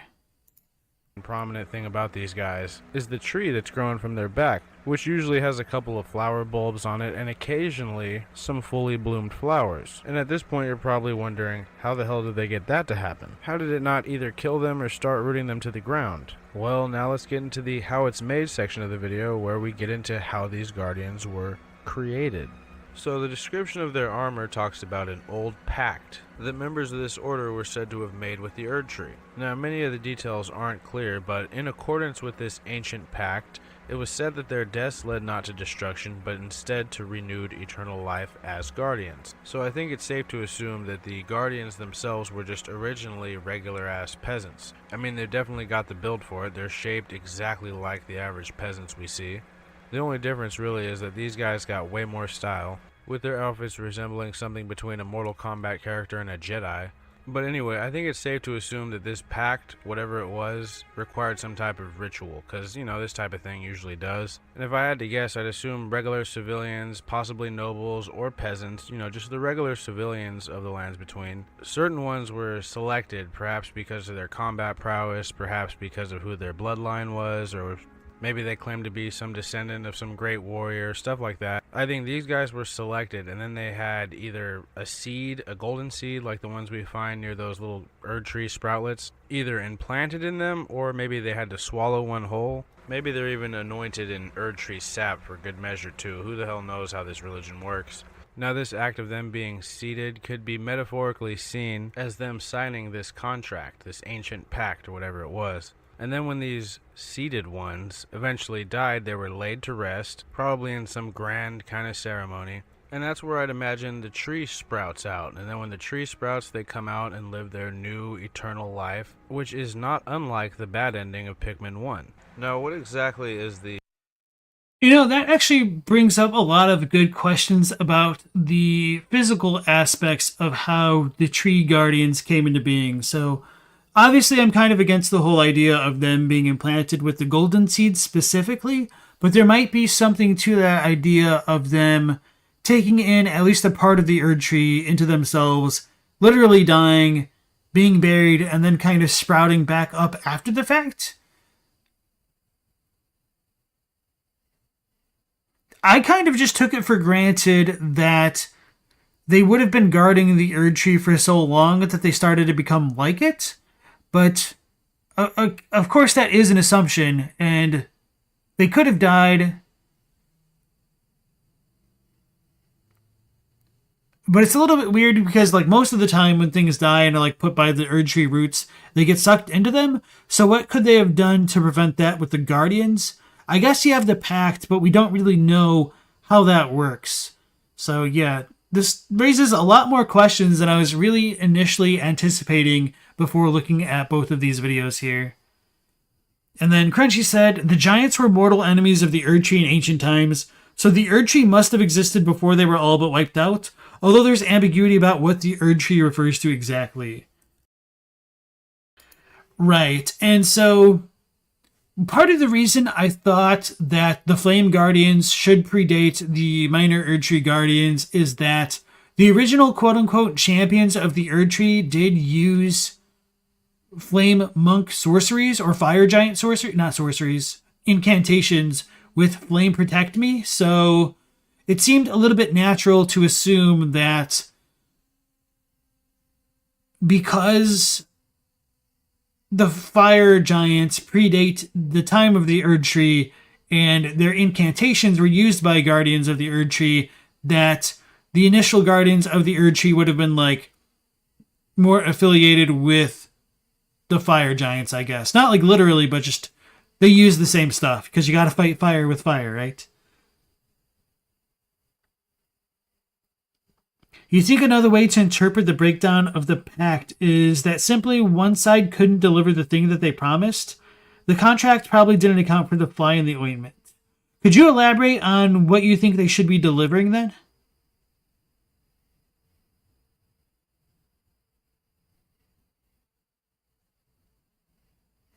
Going back to the video.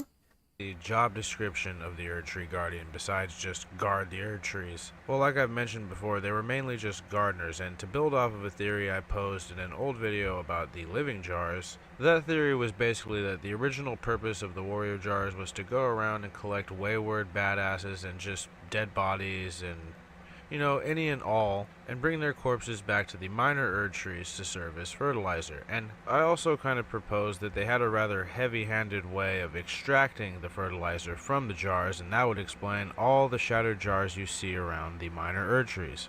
Maybe the fertilizer is even required in the ritual of creating the Erdtree Guardians, this special dead body fertilizer. But I think it was also... Alright, I'm going to add that to my notes to see if we have pots where there's the minor Erdtree Guardians, or like not. Minor Erdtree Guardians and pots. Okay, so Beans and Rice said they could have had an Erdtree burial and rebirth, and this is their resurrected form. That's another interesting possibility as well. And that might help go into that whole iconography of people literally coming out of the Erdtree on the things. Let's show you guys. So in the catacombs, it's kind of depicted on the doors, as well as a couple things in Lanedell and Stormvale. So this carving thing on whatever the hell you want to call this does show like a bunch of people coming out of the Erdtree. And let's show the catacomb thing. Door.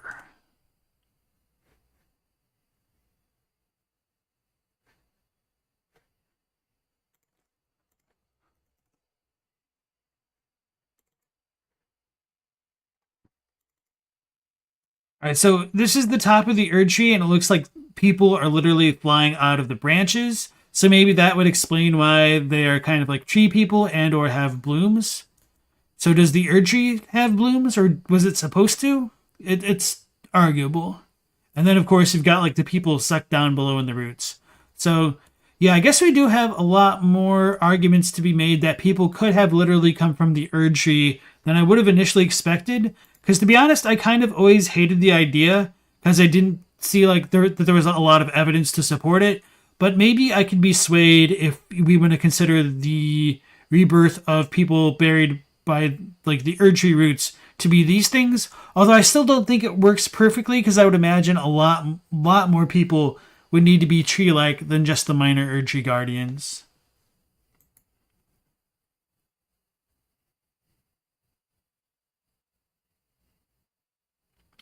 Calyx says, if we take the pact as literally meaning you can live forever if you protect the Erdtree, Marika and the Golden Order probably would not be accounting for their flaws. Yeah, I can agree with that.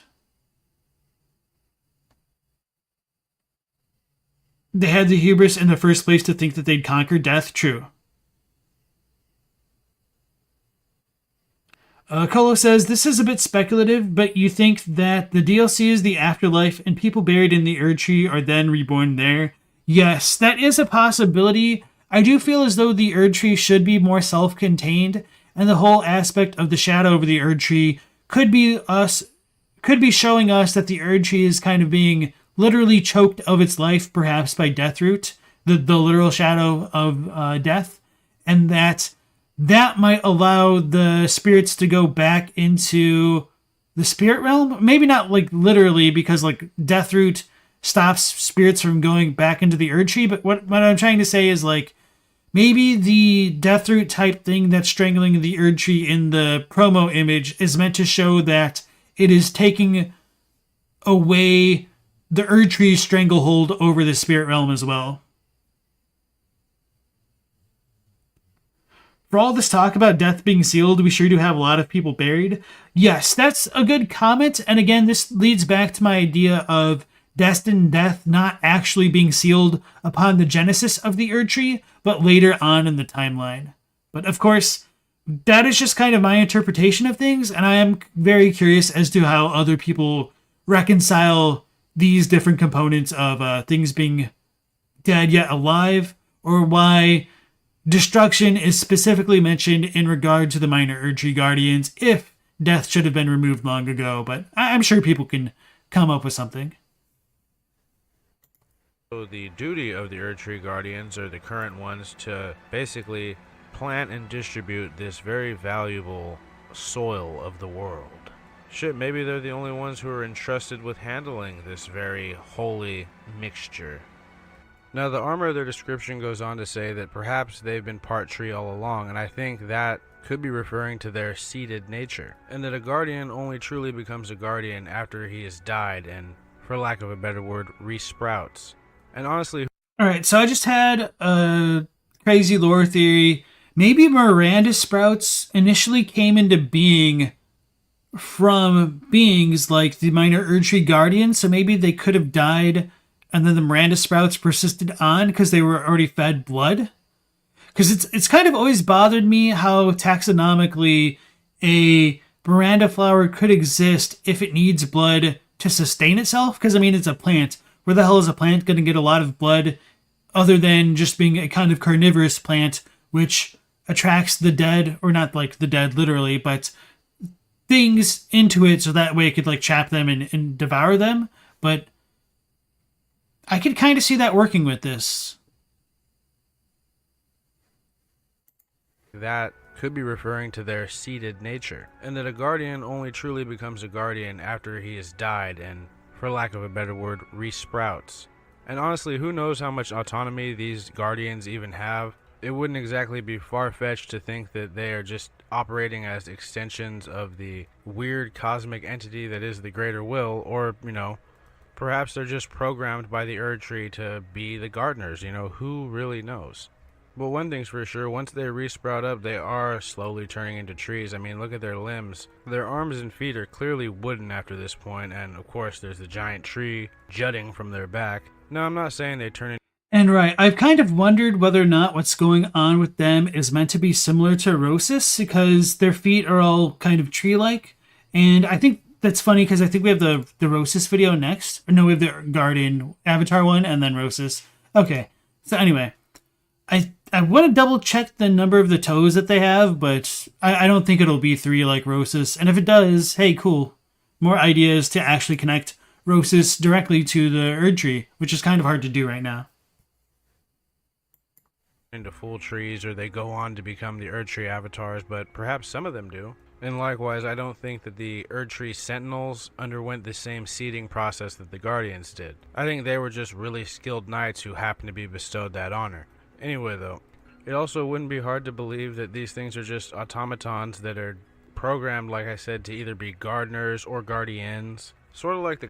Yeah, that's a cool idea with the automaton angle, which I hadn't considered, but I think the reason why I didn't consider it is because of them saying that they're supposed to have deaths that should have led to destruction, but it didn't. But what I did initially want to talk about, which I kind of like only really realized recently, is that when you use the Erdtree Sentinel's Barrier of Gold, or whatever it's called, weapon art, it actually uses the more modern Erdtree sigil, which is not something I would have expected just because this thing like looks ancient. So I would have imagined it to have used like the ancient Erdtree sigil, but it doesn't. I actually have an image of it.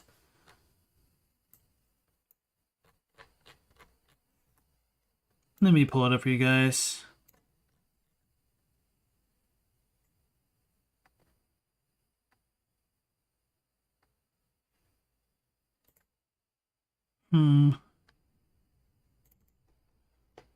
So that's obviously not the sigil, but I thought this is supposed to be like a more ancient depiction of what's going on with the Erdtree. So I was like, is this Godfrey? It doesn't look like him, but it kind of does. And is this Marika? It's a little bit weird because this dude has a sword, almost like a Lothric Knight sword. So I just kind of take it as its own thing that I can't really like fit into anywhere else, which is like half of Elden Ring's lore. But let's go ahead and find the goofy sigil.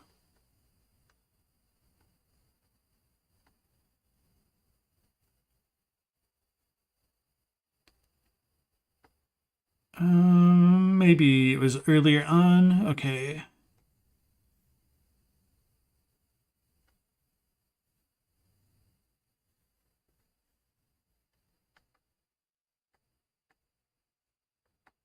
Did I really not take a picture of this?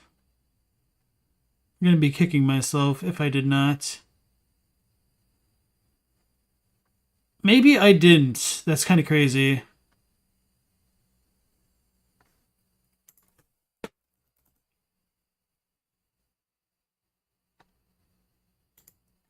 guess not. Holy crap. Oh, wait, no, I did. So yeah, this is the sigil that appears when you use its weapon art. Golden Retaliation, that's what it's called. So. Alright. Colo said, we assume death is the destruction of the body, and death can also be interpreted as your soul being delivered to God. The death rite is fusing bodies to the bird to join their souls with God.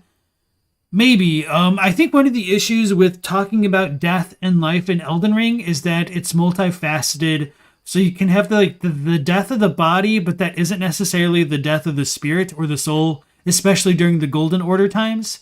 Whereas I think the thing that's going on with the minor Erdtree Guardians is that this should have still been in the time during Destined Death's existence, in my opinion. And so death for them should have meant the destruction of their bodies and or their minds, ? Whereas that didn't happen to them because of their pact with the Erdtree.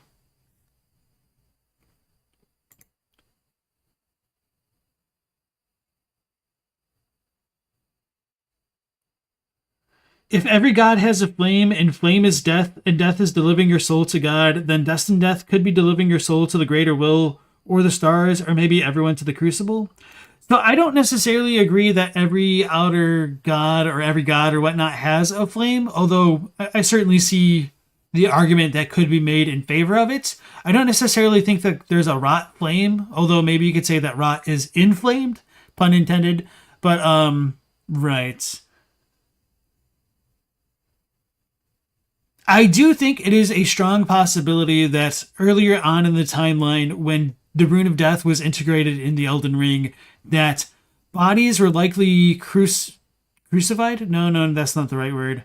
Cremated. So that way the ashes of the deceased would allow the spirits to be released into the sky and kind of get remerged into the primeval current or the cosmos, or be guided by the stars and the moons to kind of return, I guess.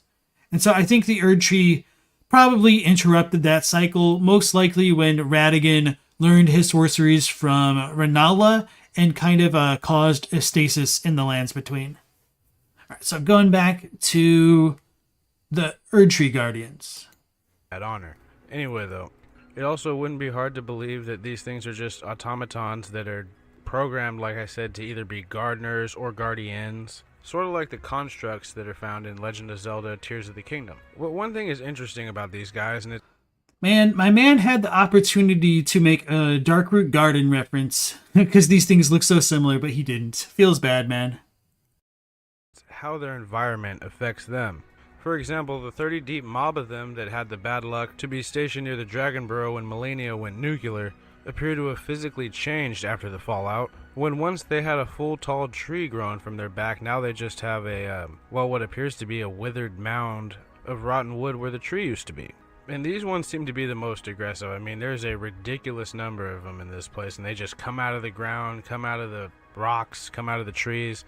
And I mean, it makes sense, even their avatar has been turned into a putrid one, but they still possess some of the same abilities as the non-withered away ones, such as that strange skill that they have that allows them to spew poison from the mound on their back. They also seem to bury themselves underneath the earth in what appears to be...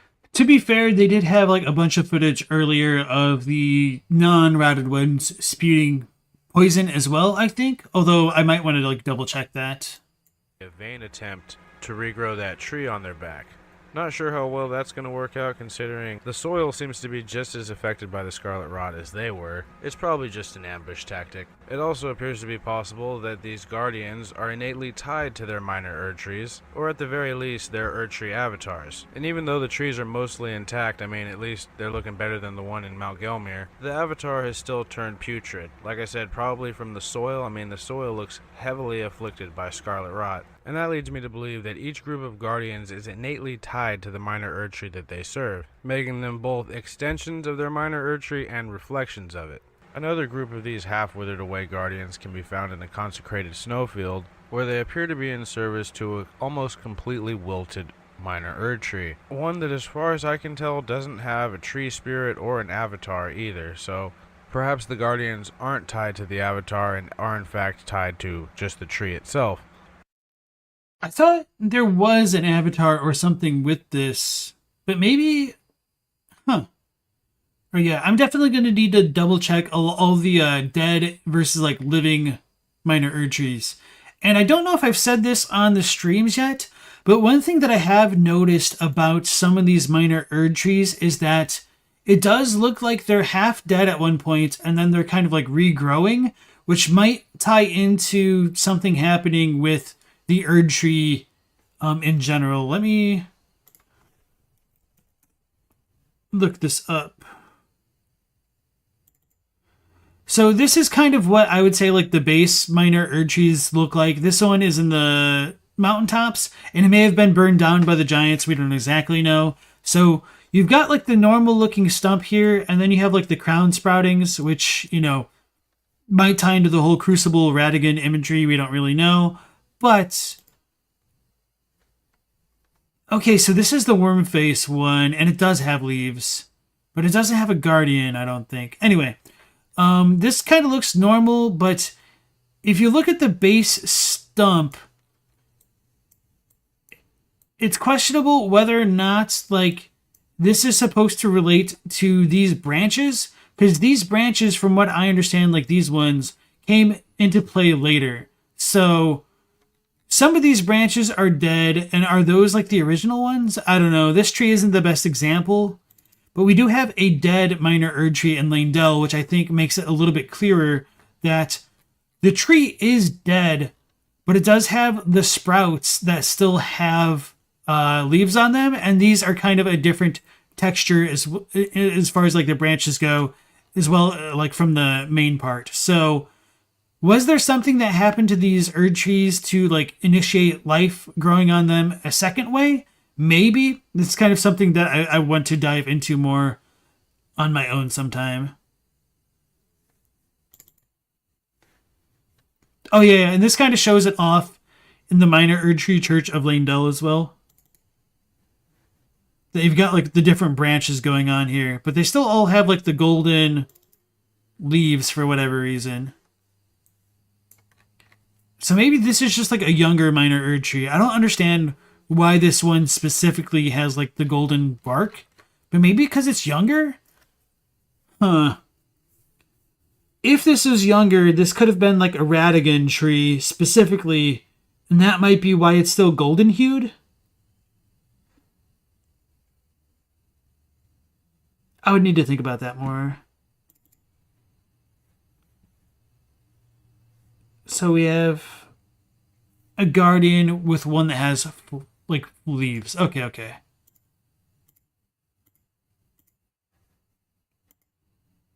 Yeah, I'll need to do a lot more research on this topic after looking at these videos. Aren't they all gold up close? No. The red flower is kind of close up for a second. On the minor Erdtree one, sorry. On here? Like these? So this is just ivy from like another plant.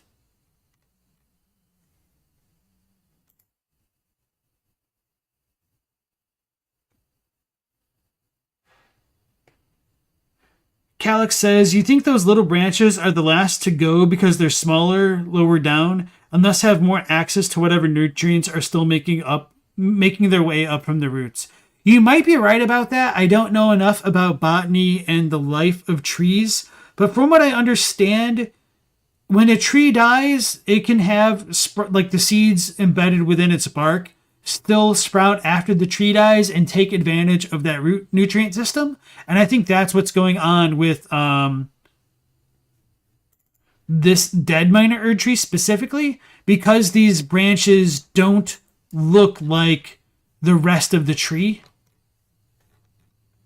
It's a little bit hard to show that off with just like the still picture, I guess. Especially at a distance. Oops.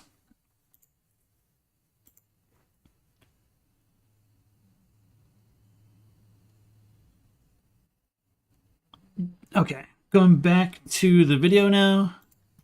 Probably unrelated, but also in the area is a large amount of second-gen Albinaurics who happen to have gold-tinged eyes. It felt worth mentioning.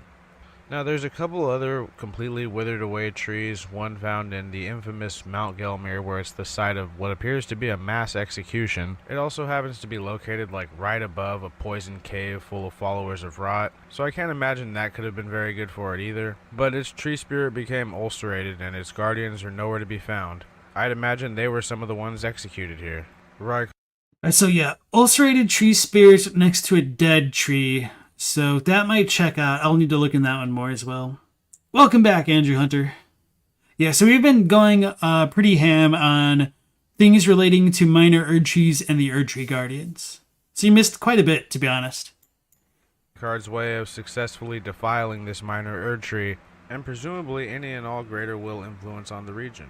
There's another wilted tree in the mountaintops of Giants. This one also doesn't appear to have any guardians that are stationed near it or anywhere to be found in the mountaintops as a whole. Instead, demi-humans appear to have taken up residence near the minor Erdtree. So this one definitely does have... Oh yeah, this has like the weirdest minor Erdtree Guardian because that one like creates clones of itself. Should have footage. Guardian might work. Although that's probably with the old footage. Okay, yeah, so it's not on this computer anymore. It's on a different hard drive. Something completely different is definitely happening in the weird one, in the Church of the Minor Erdtree for sure. Yeah, definitely. I'll need to look into this even more. Because at first it's something that I just kind of left alone because I didn't think I had enough to go on to like really get a clear image. So I just kind of like took a bunch of pictures and that was kind of it. Has the clone that it beams from somewhere. So we do have at least one dead Erdtree that has a guardian. But that's a very weird guardian, so maybe it's meant to be different?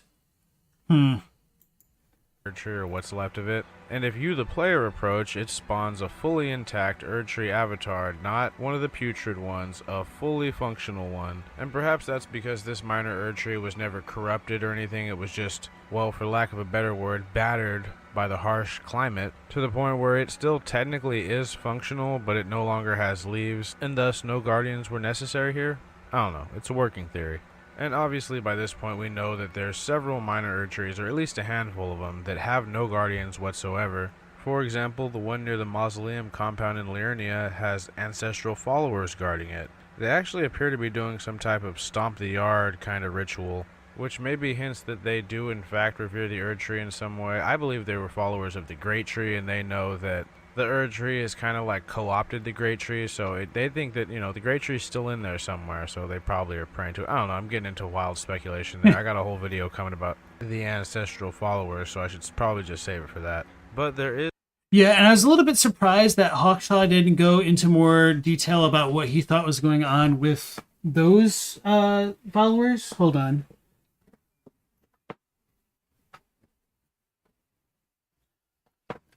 Specifically, just because I don't know if they're kind of aggressive towards the Erdtree, because they don't exactly attack that guardian, which would suggest not, but we're also told that they keep their distance from the Erdtree, which kind of gets contradicted by them literally being next to one, so they're just a bunch of weird little dudes in general over there. You had to see Stomp the Yard in the theater with your girlfriend at the time? I feel that, man. If it makes you feel any better, I had to see House of Wax in the theater, and I was not exactly thrilled about that movie. There is an Erdtree avatar here, fully intact, and appears to be working with, if not outright completely ignoring, the ancestral followers and their Stomp the Yard dance. Now there's also that minor Erdtree in Limgrave that has no guardians or avatar and appears to just be protected by a bunch of bears. You know, the one near the elevator down to Chauffeur River? I almost forgot that that was even a minor Erdtree. Chauffeur River. I wasn't laughing at the pronunciation as much as the elevator down to Chauffeur River. the auto subs. Yeah, that distracted me. What was I saying? Oh yeah. So this is a weird Erdtree. So that might shoot down some theories about like the minor guardians. Okay, I don't really think that changes too much, but yeah, I'm glad he brought this one up. River.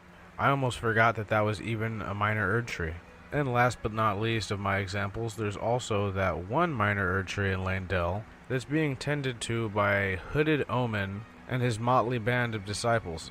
And judging by their Deathblight Mist attacks, I would assume that they are loyal followers or worshippers of Fia. But that's a story for a different day. We're talking about the Erdtree Guardians.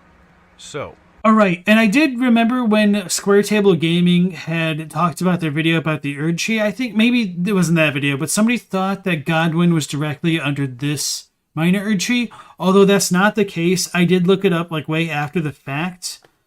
Do I have the map labeled?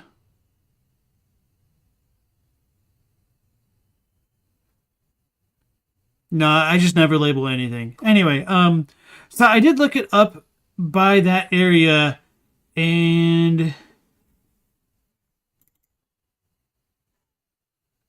damn it, that's way too far southwest. Okay, this'll work. All right. So Godwyn is actually underneath the Oriza hero tomb over here, and then that minor Erdtree is over there. So sorry to just kind of interrupt with the thing that is completely irrelevant right now, but it's I got reminded of. perhaps the Guardian prospects are even buried at the base of the minor Erdtree that they're supposed to be in service to, which could explain their connection with it. You know, once they resprout or whatever. And it would also explain their afflicted state. Perhaps the initial blast of Malenia's bloom vaporized all the previous Guardians that were stationed here, and when the other ones rose back up, you know, all the prospects that were buried in those unfortunate stations, it was already too late. They were already afflicted, and they would never grow a tree to its full potential. I suppose that's also possible. But that's all speculation. Now there's also the Blooming Guardians, who are only found in a couple select locations throughout the game. The Erdtree Sanctuary in Landell, where they're clearly in service to the greater Erdtree itself, and the minor Erdtree Church, where they're in service to the giant Sproutling that's found in the chapel proper.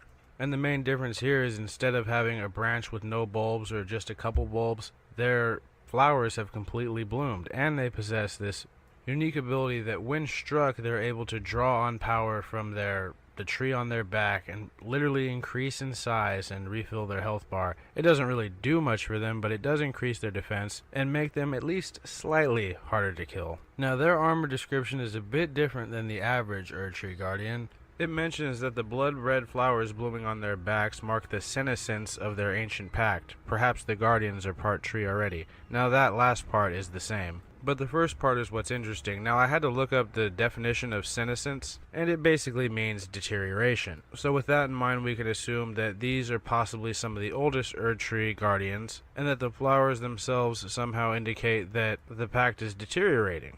Perhaps due to the passage of time, or maybe it's a result of the shattered state of the world. Do we get the Golden Order seal from that minor Erdtree Church, or is that where we get the Erdtree seal? No, we get the Erdtree one in Fortified Manor. Or maybe that's some 1.0 bullcrap that I'm remembering. So yeah, I don't necessarily know if the ones by the minor Erdtree Church are older or not, but it might show that there is supposed to be more of an implicit connection to the Golden Order in that church, because regardless of what sigil you get there, you do find the desiccated golden centipedes at that church, which is also kind of weird. I mean, I just took it as a matter of course, but I might need to rethink that opinion. It is the Golden Order sigil? Thank you. That's what I thought. And maybe the red flowers indicate that they're changing into something other than Erdtrees. Or maybe it just means they're gaining some of their autonomy back.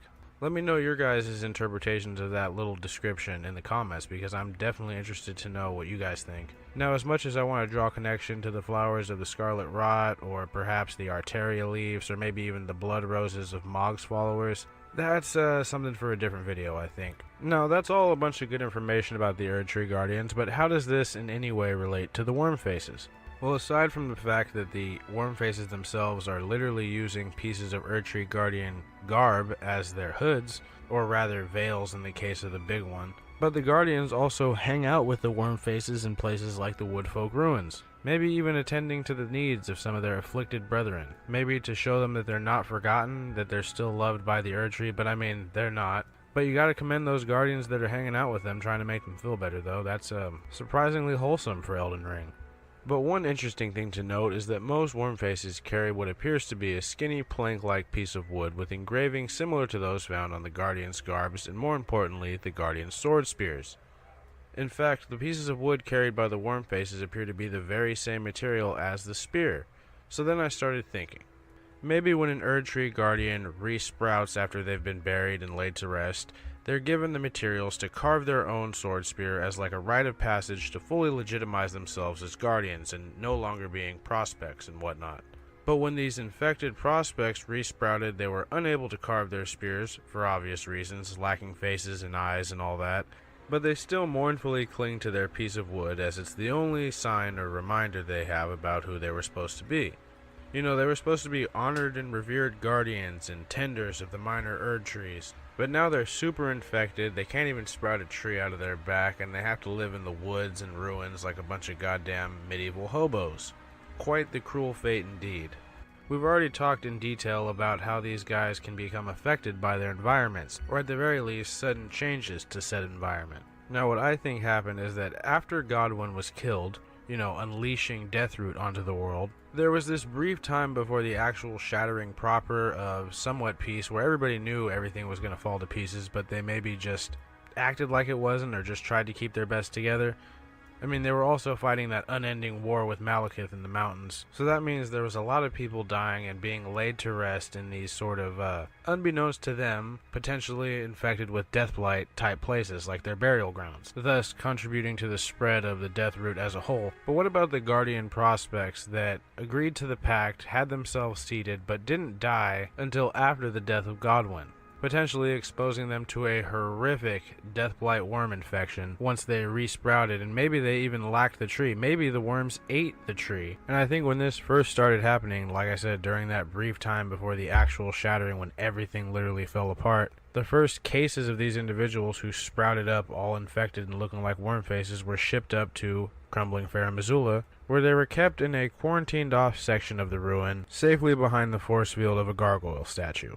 Now, the ones in the Woodfolk ruins are probably post-shattering, or maybe some of them happened before or during, but a lot of poor sons of bitches died during the shattering, and I'm sure that at the very least increased the number of worm faces, because I'm almost certain a good amount of Erdtree Guardians perished in the battles and wars of the shattering.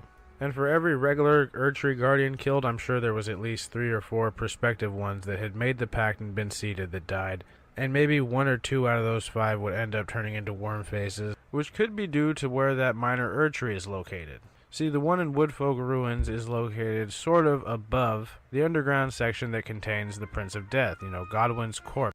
Well, now I'm glad that I mentioned that stuff a moment ago. It is still kind of sort of over that. I don't necessarily buy that the worm faces were the sword spear, the minor Erdtree Guardians, because if that were the case, I would have liked more worm faces to show up like where near Deathroot is.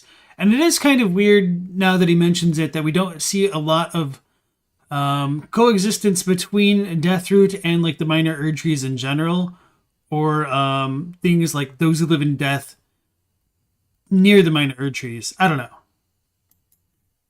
The source of all Deathroot.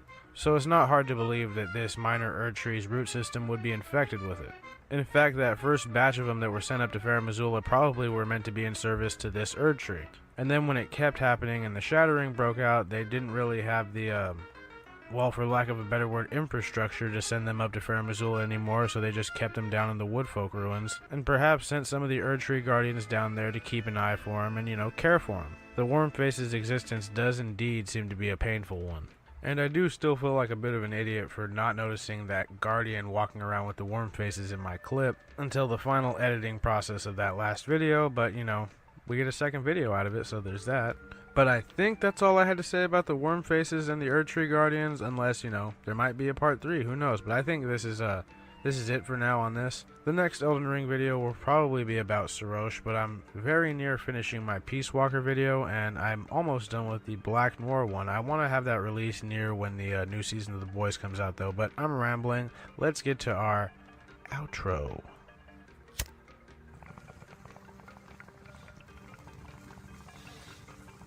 Right. So yeah, this is another good video. A lot of good observations here. I'm going to go ahead and link it as per usual. As always, though, I hope you guys found the video to be at least somewhat informative or entertaining. And if you liked it, please like it. If you disliked it, please dislike it. And if you like hearing me rant on about various obscure shit in video games, and maybe some non-obscure shit too, please consider subscribing. It really helps the channel out. We're almost near 17K, and that's pretty impressive to me. But as always, I'll see you guys next time. Be safe, and I'll see ya. Alright, looks like my man's hit his 17K. This was released a month ago, so good for him. What was I going to say? Right, so I don't necessarily think that the Wormfaces garb is similar enough to the Minor Erdtree Guardian garb for me to be supportive of that idea. Because we do see like a bunch of older style medallions on the Wormfaces stuff. So I think, do I have anything to show for it? Maybe not super up close. So yeah, this stuff does kind of look more ancient to me. I guess this doesn't actually have like the normal cloak. But anyway, yeah, I guess this stuff up here is different. Maybe he's right. I don't know. I would need to compare them more closely side by side for me to say that. Okay. All right, Spencer, it's past your bedtime. Well, thank you very much for joining if you are dipping out. I appreciate it. And once again, thanks for becoming a channel member. So, all right. Yeah, both two very good videos by Square Table Gaming and Honored Madman. So let's keep the ball rolling here and move on to what are Erdtree avatars. And this might be the last video, although we might push along just to get to the Rosus thing, because I'm very curious about that. Alright, so let's go ahead and put the subs back on. Alright, here we go. Elden Ring lore, what are the Erdtree avatars by Square Table Gaming?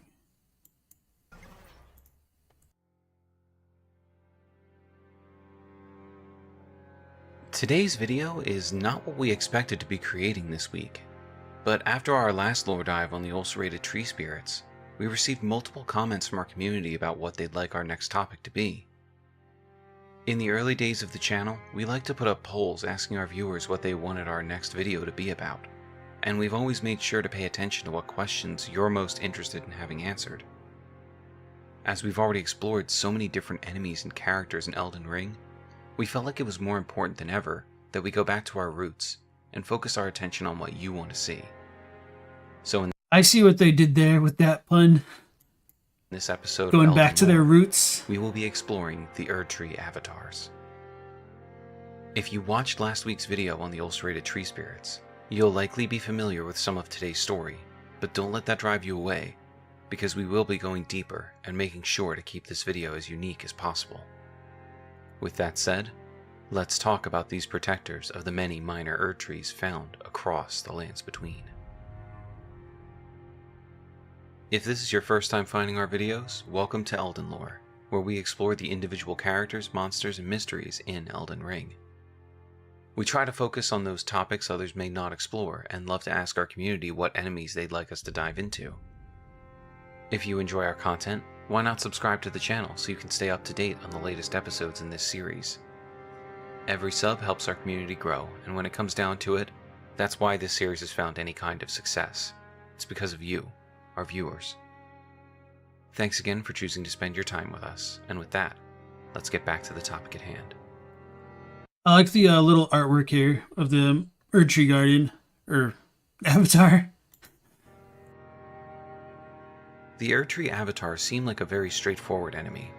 They exist to protect the minor Erdtrees that sprung up after the Shattering. The only written lore we can find about them comes from their weapon, the Staff of the Avatar. This weapon is described as a ceremonial staff, depicting the Erdtree in its historic radiance, wielded by the avatars who protect the minor Erdtrees. The avatars, emerging in the wake of the Elden Ring Shattering, were determined to protect the withering Erdtree's offspring. And so one of the weirder things to me about the minor Erdtree Guardian Avatar staff, or whatever you want to call them, is that the putrid ones kind of depict the Halig tree, but it still has the exact same description, which is super annoying. Let's go ahead and pull that up. So this is the Rotten staff, and this is either meant to depict the Halig tree, which I think is more likely, or it could be depicting a candle tree. I am curious as to whether or not these are supposed to represent flames, or just like the bulbs that you kind of see in Halig tree depictions. So let me pull those up real quick. Do I have a banner or something like that?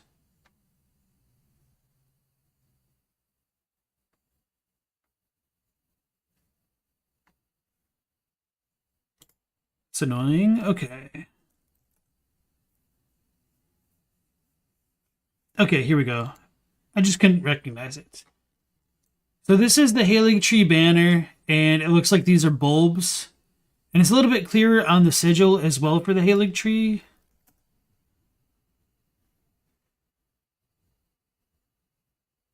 And I don't think I have the Halig tree sigil.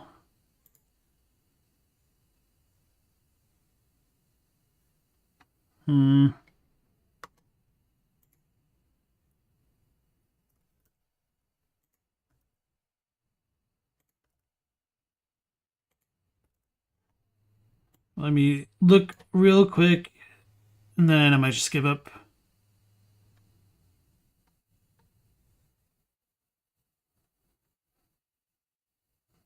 Okay. Found it. So this is the golden epitaph, which I didn't label. And these things make it a little bit clearer that they don't exactly resemble flame. They kind of have like leaves growing out of them. So is that supposed to be like this? I think it's most likely rather than a candle tree. Oh, you clean up graffiti, Spencer? Man, that must be rough. But you have to work at night rather than the day? That's weird. Hey, thanks, Andrew. I appreciate that. Yeah, and thank you for joining in and commenting in the chat. I appreciate that too. What's interesting about these weapons is that sometimes the Erdtree avatars will form in front of the tree they're protecting, weapon in hand. But when they disappear, we can take that staff for ourselves. This, alongside the way it was called a ceremonial staff, leads us to believe that the avatars did not come into being already wielding these weapons, but that these were created for them by the... So, yeah, the one thing that I did want to mention before I unpaused the video, because I forgot about it because I was looking for that other bullcrap, is part of the reason why I think that the minor Erdtrees are more ancient is because the avatars use the ancient Erdtree sigil. So even though the avatars are said to come out after the shattering, I think they're drawing from a source of power that well predates the shattering, which is why they use the ancient Erdtree sigils. Leads us to believe that the avatars did not come into being already wielding these weapons, but that these were created for them by those who believed in their mission to protect the minor Erdtrees. We have another point to discuss when it comes to these weapons, but we'll come back to it a little bit later. We know these creatures emerged after the shattering, but what exactly these avatars are is a mystery. An avatar is described as a manifestation of a deity or released soul in bodily form on Earth. So it's fair to assume that the avatars are a literal embodiment of the spirits that reside within the minor Erdtrees. These spirits are laid to rest at the roots of an Erdtree in a rite known as Erdtree burial. In fact, we find many spirit ashes at the base of these minor Erdtree roots, some of which describe their former selves as having been granted an Erdtree burial. In our previous video about the ulcerated tree spirits, we dove into the idea that these tree spirits were the literal spirits of Erdtrees that became ulcerated due to interference in their natural lifespans, either due to Godwin's corpse or scarlet rot, and that if this had not happened, they may have been able to instead take their natural route and become Erdtree avatars in order to protect their minor Erdtrees. Which I guess it's even weirder that in Leyndell proper, we have a mix of Erdtree avatars and ulcerated tree spirits. Because at the very least, there's no like discernible difference between the locale of where both spawn in, but where they all spawn in, because there's multiple. But anyway, your pressure washer, it was just specific for that job. Grocery store that didn't close till 9. Don't want to get customers there. Okay, that makes sense.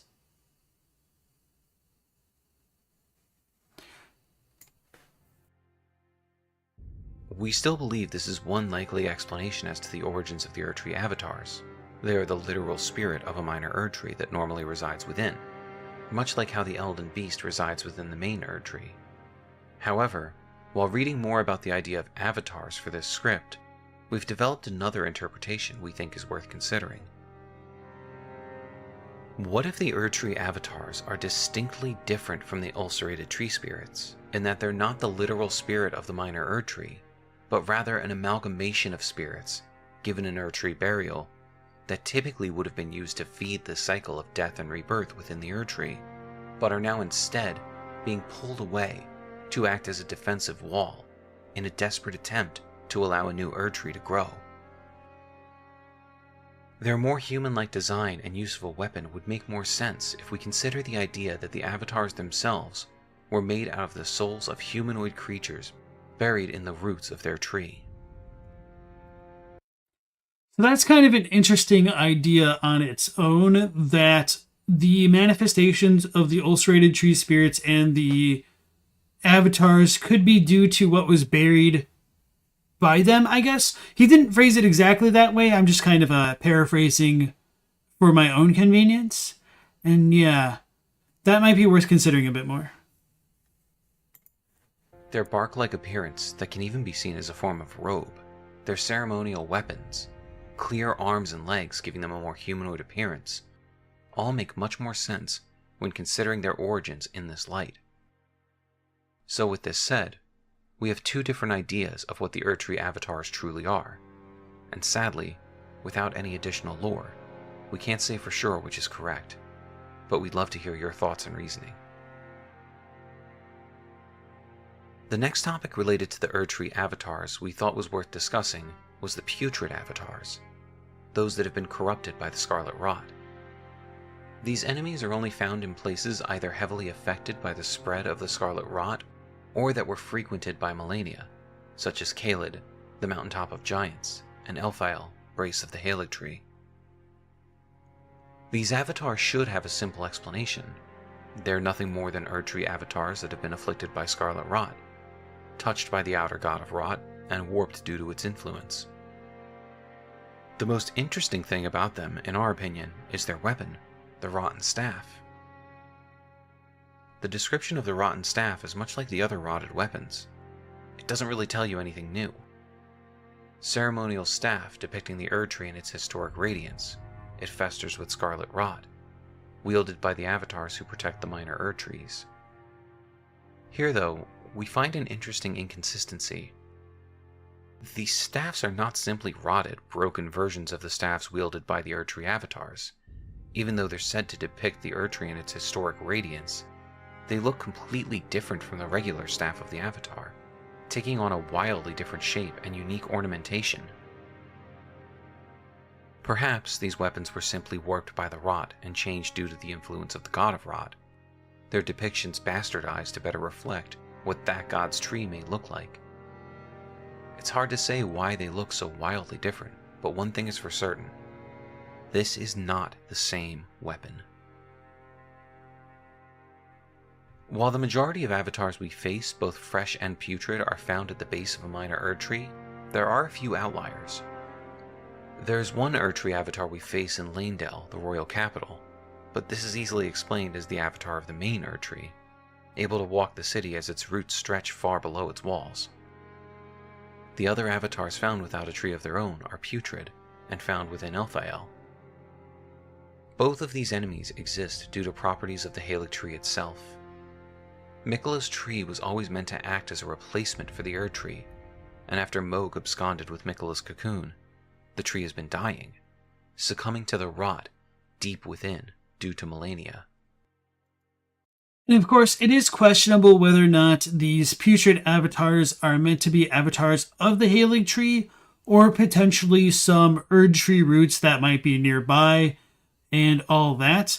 I do know it's a very popular theory that the reason the Hailing Tree is where it is, so that it would be beyond the grasp of the actual Erdtree's roots, but who really knows, because nothing is ever really spelled out that clearly for us.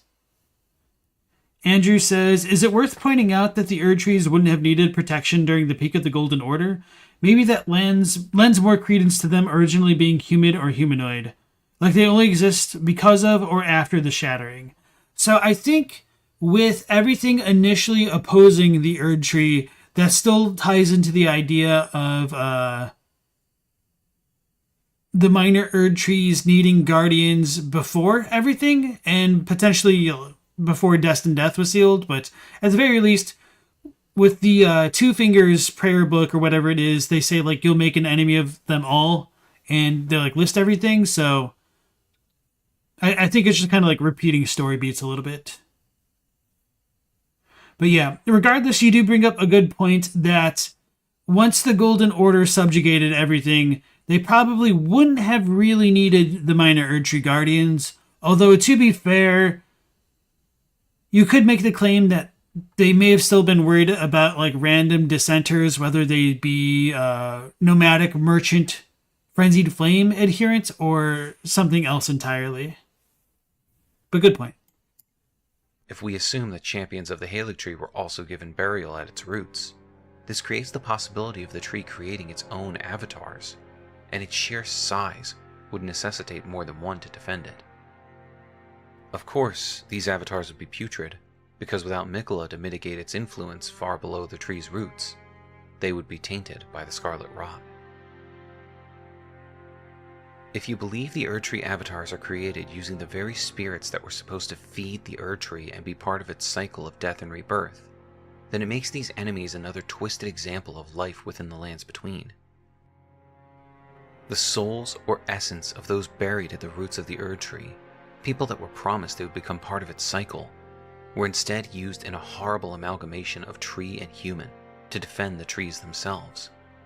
So right, I am curious as to how Square Table Gaming would try to reconcile there being the ulcerated tree spirit to the west of Leyndell, next to like the lower portion of Leyndell, versus the three random ones that spawn in Ashen Leyndell, or even why we have a putrid ulcerated tree spirit in the one section of the Hailing Tree, which kind of looks like it's on a stump, so maybe that's one explanation, versus the two rando avatars up above.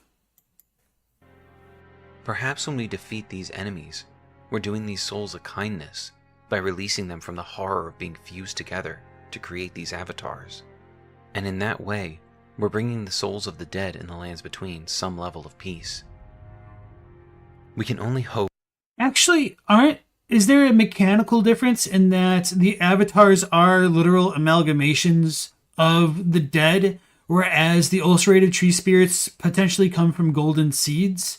And so that could just, that might actually be it. So ulcerated tree spirits might be the primal desire to take root and to live, and the avatars could just be a basic desire to sustain one's life, because like when you kill them you get tears, which means that they came from the sap of the Erdtree, which is essentially like a byproduct of the souls being sucked into it and just kind of being transmogrified by whatever the hell the Erdtree really does.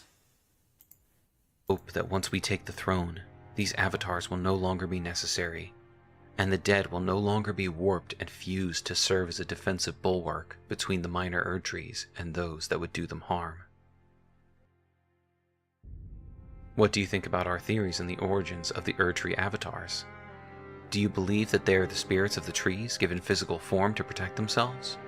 Or are they the souls of those buried at its roots, repurposed into defenders of the minor Erdtrees? Why do the staff of the Avatar and the Rotten Staff look so wildly different? What is the goal of the putrid avatars if their trees are already succumbing to the Scarlet Rot?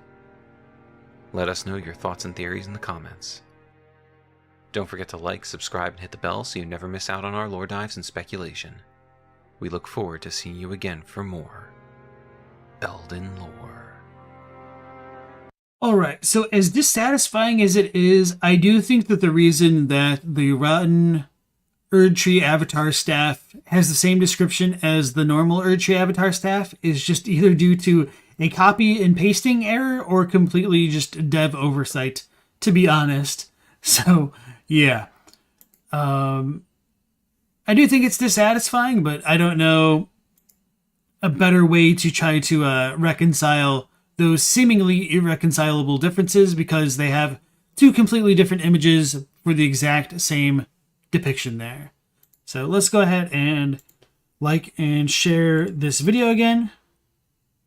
Because even if I do disagree, it has given me a lot of food for thought.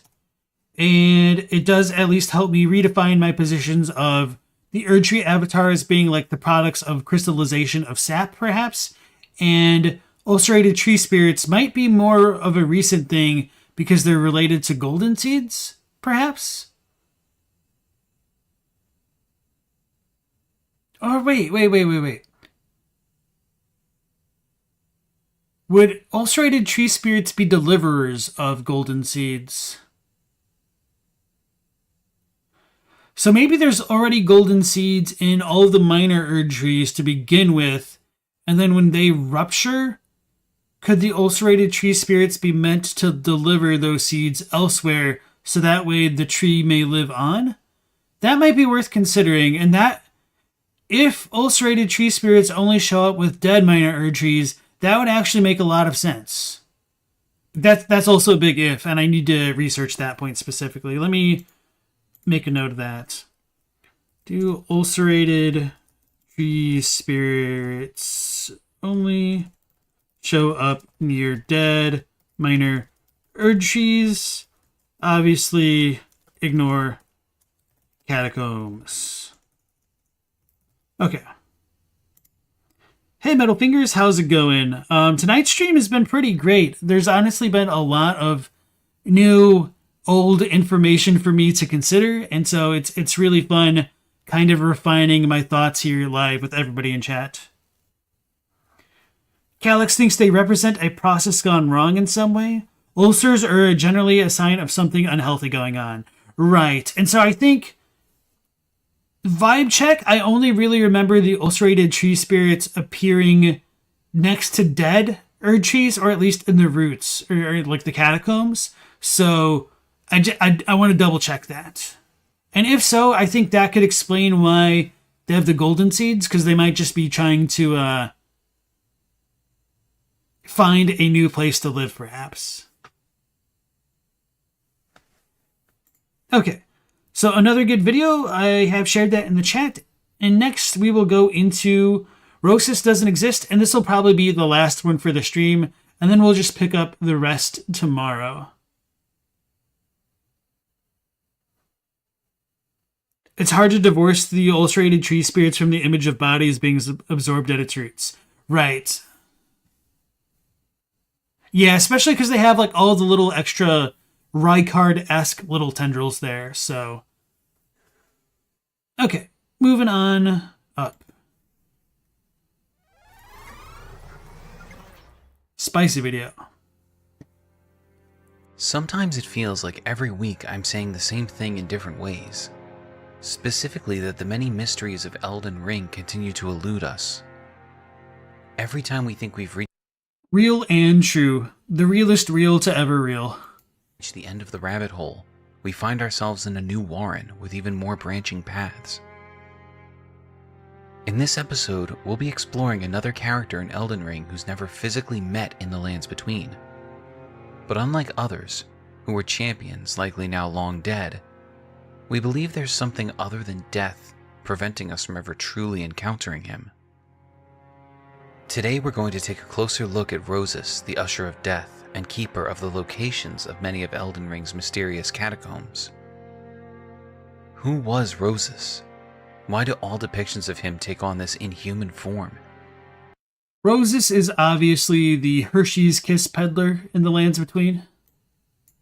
And why would someone who seems, at a surface level, to be associated with those who live in death, cast golden light that pierces through darkness? Welcome to the Elden Lore series. If this is your first time here, thank you so much for checking out our content. If you learned anything new or just enjoy our way of exploring Elden Ring, please consider subscribing to the channel.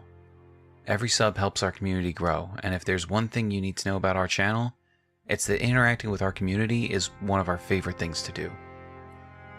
Whether we're streaming, putting out polls, or just responding to comments, we think fostering a strong community of people who want to discuss the nuances of Elden Ring is an honor and a privilege, and we don't take it lightly. Even if you don't subscribe, thanks for taking the time to be with us today. And with that said, let's get back to today's topic.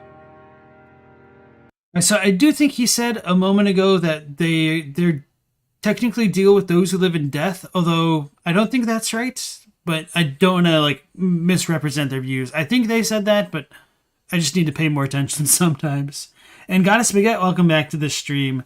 It's Gustok's brother's cousin's best friend. He goes to a different church. You don't know him. Oh yeah, and Calyx says that's a worm-face body type if you've ever seen one. Yes, and I think Sinister Stromboli said that there is a kind of resemblance between the hem of their robes and the sticks on the worm faces, but I haven't checked that out for myself. First encounter with Rosus was likely an accident. I know I was confused the first time I saw one of these creepy statues and was greeted with the message, "Guide and Gatekeeper for those returning to the roots." From a gameplay perspective, these statues are an ingenious way of helping players find catacombs and dungeons they would have likely overlooked. The light they offer guides us along the way until we find the site of grace associated with each statue, and after activating it, the statue goes dim. That said, these statues don't tell us who they are, and it's not until we purchase the Imp Shade's note from a nomadic merchant that we learn his name. Notes sold by a nomadic merchant imparting knowledge in brief. Nothing can touch the shades of imps in the hero's graveyard. Only Rosus's light can give them form. Only once we find these same statues in the hero's grave, now equipped with golden light, can we put a name to the form. Rosus. The Rosus statues are uncanny and come across as contradictory. He looks shriveled and decrepit, not unlike what one would expect from those who live in death. He has long claws for hands, and 3 clawed toes on each foot. He also has a significantly hunched back and elongated neck. All of this seems to indicate he should be antithetical to the Golden Order, but the statue also has branches forming around him, and Rosus himself wears a crown of branches.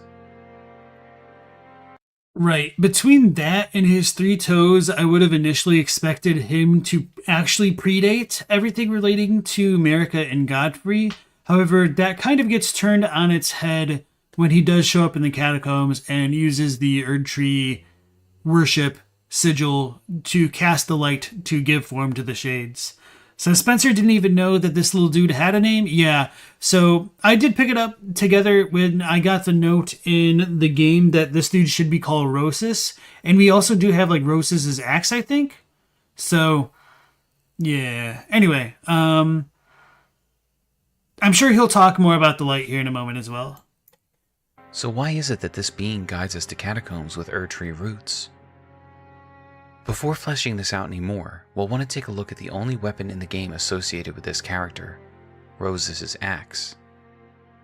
The description of this axe tells us, Usher of Death, Rosus, who shows the path to the catacombs throughout the lands between, is depicted on this ritual axe. The dead easily lose their way, and have always been in sore need of a guiding hand. The axe itself depicts what is meant to be Rosus, with a few skeletons reaching out toward him, and it comes with the Ash of War, Rosus' summon, which is an exact copy of the Tibia's summon spell.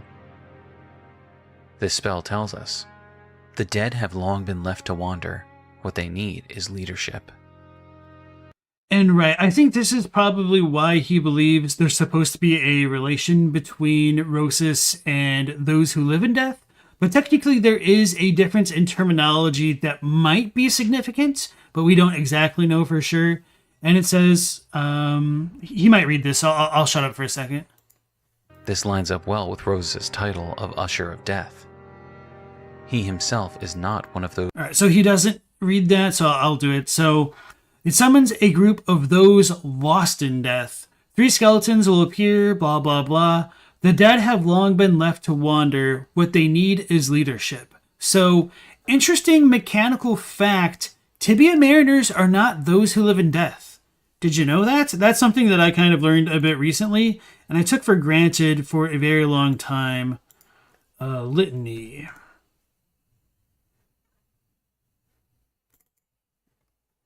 So if you go up to a Tibia Mariner and cast your handy-dandy Litany of Proper Death, it won't do extra bonus damage to the Mariner itself, but it will kill the hell out of a skeleton snail, so this thing actually technically lives in death. I don't think these ever reanimate, so maybe the only things that reanimate are like more humanoid. I guess I need to do a bit more research on that topic. So, doesn't live in death, but deathbirds do?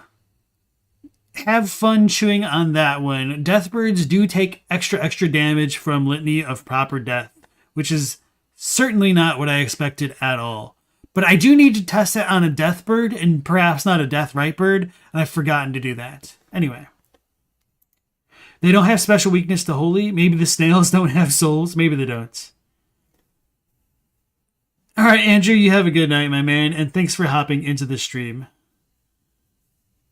Yes, so they do kind of summon skeletons that live in death, but they themselves are not those who live in death. So I do think that the Tibia Mariners predate Godwin dying and those who live in death, and they are meant to guide the dead, perhaps to the stars, because you can see like a little bit of stars on the rims of their canoes here. So they might have a weird connection to the primeval current or the cosmos. And that might also be affected by the fact that they're kind of in the spectral water, and water's liminal space connections to the cosmos in the form of like oracle bubbles and all of that fun stuff that we talked about yesterday on stream a little bit. His designer calls a ferryman, so maybe his role is more of a protector. Right. All right. And he also does have like a lamp on his chair, so he is kind of like a guide for the dead in multiple ways. Oh, I'm trying to like replay the video. Not the YouTube one.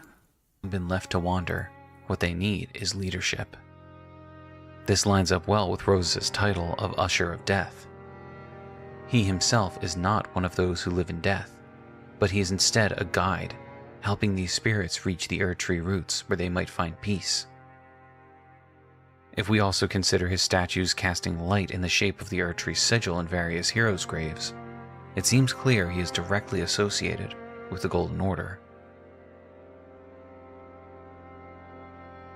It's hard to say when these statues were created, as we don't have a strong grasp on how far the roots of the Erdtree stretch across the lands between. It's possible they reach out to the entire land, but there's also the notion that the roots we find in some catacombs are those of the minor Erdtrees, so it's possible these statues may have been erected post-shattering. That said, the presence of Rosus statues in the heroes' graves points more heavily toward the image of Rosus being around pre-shattering. This means these statues may have been adopted as guides to the Erdtree roots later on. As to their purpose of guide and gatekeeper, we think it's fair to assume that Rosus' statues were meant to help travelers find their way to tree roots, in order to provide some with Erdtree burials.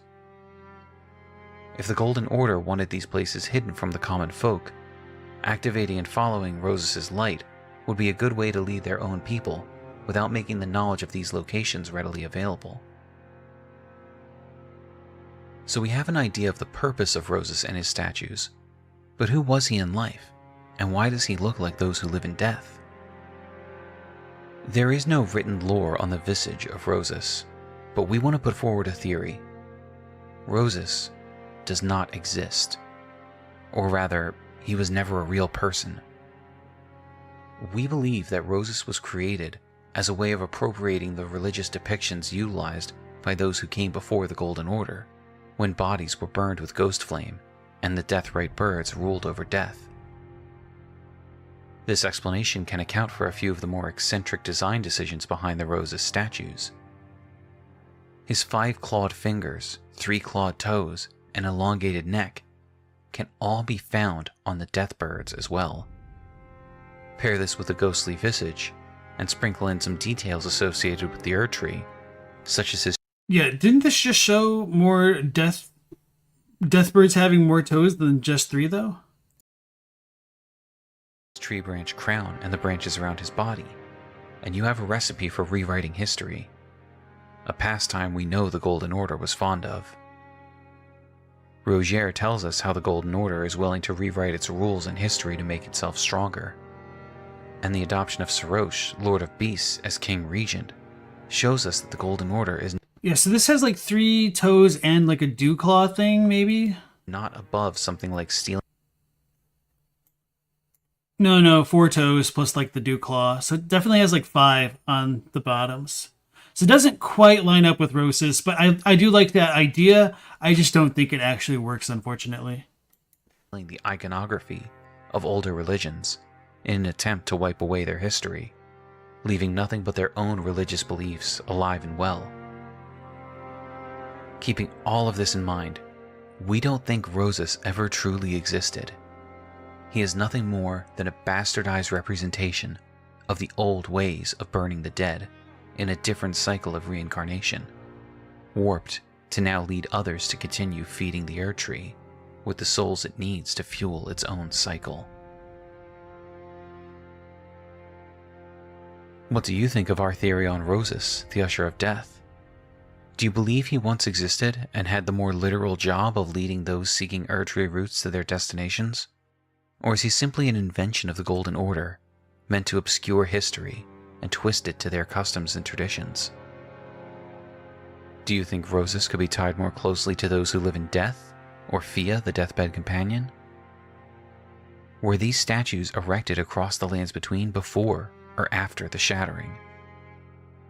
There are no wrong answers, as the game does not provide much on Rosus, so we look forward to reading the wild speculation that's sure to be happening in the comments. Right, and there's kind of a lot to unpack with the Rosus thing because, let's just back up a little bit further. This is the giant conquering heroes' graves in the mountaintops of the giants. And so we have a depiction of Rosus here, which it's perfectly fine, obviously, that the statue is here. But this graveyard, whatever you want to call it, the grave, might be one of the oldest ones in the lands between, as far as we know. At least the ones affiliated with, like, the Marika troop. And so, unlike all of the other catacombs, this one actually has flags of the 2 fingers. Or I guess I should call them banners, I guess, but whatever you want to call them.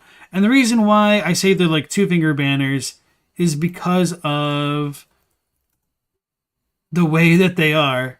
Hold on, let me get a good picture.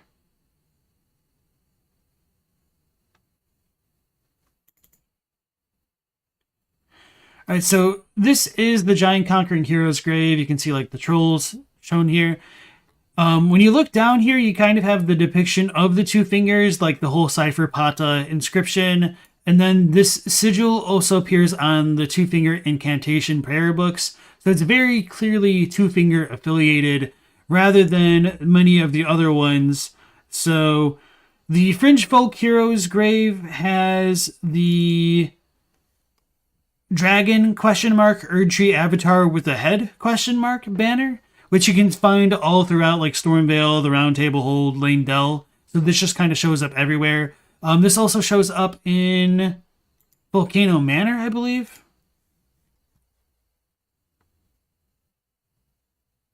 And the Rykard Hero Grave has like Rykard banners in there. The Oriza Hero Grave has like Erdtree banners in there, which is weird because they're like a different depiction of the Erdtree, but they're the ones like on the Lanedell armor set. Lanedell Knight armor set, rather. So here's like the Stormveil banners. So if this dude appears here, he could predate a lot of stuff. But then the question is, why does the Light of Rosus show the newer style version of the Erdtree worship light? Could this light have been changed? I did want to like look into this to see if there's like anything you can tell that would modify what could have existed on a statue beforehand.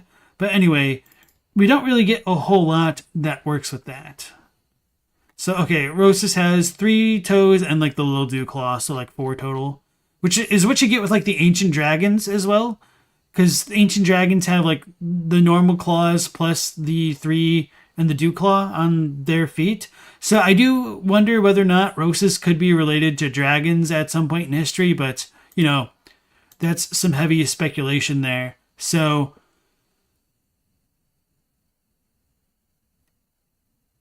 what were the Rosus statues eventually just like retrofitted with these lights? I don't really know. It's kind of arguable, and like there's a lot of stuff that goes on with the catacombs which can just make one's head spin, because like the Erdtree avatar, the Erdtree burial watchdogs are said to have like had glintstone in their equipment, but it got stolen away. But if they had glintstone before Radigan went to Ray Lucaria, that's certainly possible, although it seems like super counterintuitive because the crozier that they use definitely has like a hell of a lot more of a sorcery bent to their spells than anything else. What if the light is just a light and the sigil was added after the fact? That's possible, although it's like it'd be nicer if we had some reason to like really believe that. So like if I could see that the statue and or like its staff was modified, I would definitely be more on board with that theory. Regardless, I do think that is a strong possibility. But if somebody wants to argue that the Rosus statues are more recent because of this sigil, I don't have any evidence, I think, that can truly refute them. And you might be able to argue that because Rosus's axe is meant to guide those lost in death, that Rosus himself should predate the sealing or the removal of the Rune of Death. So, yeah, I don't know.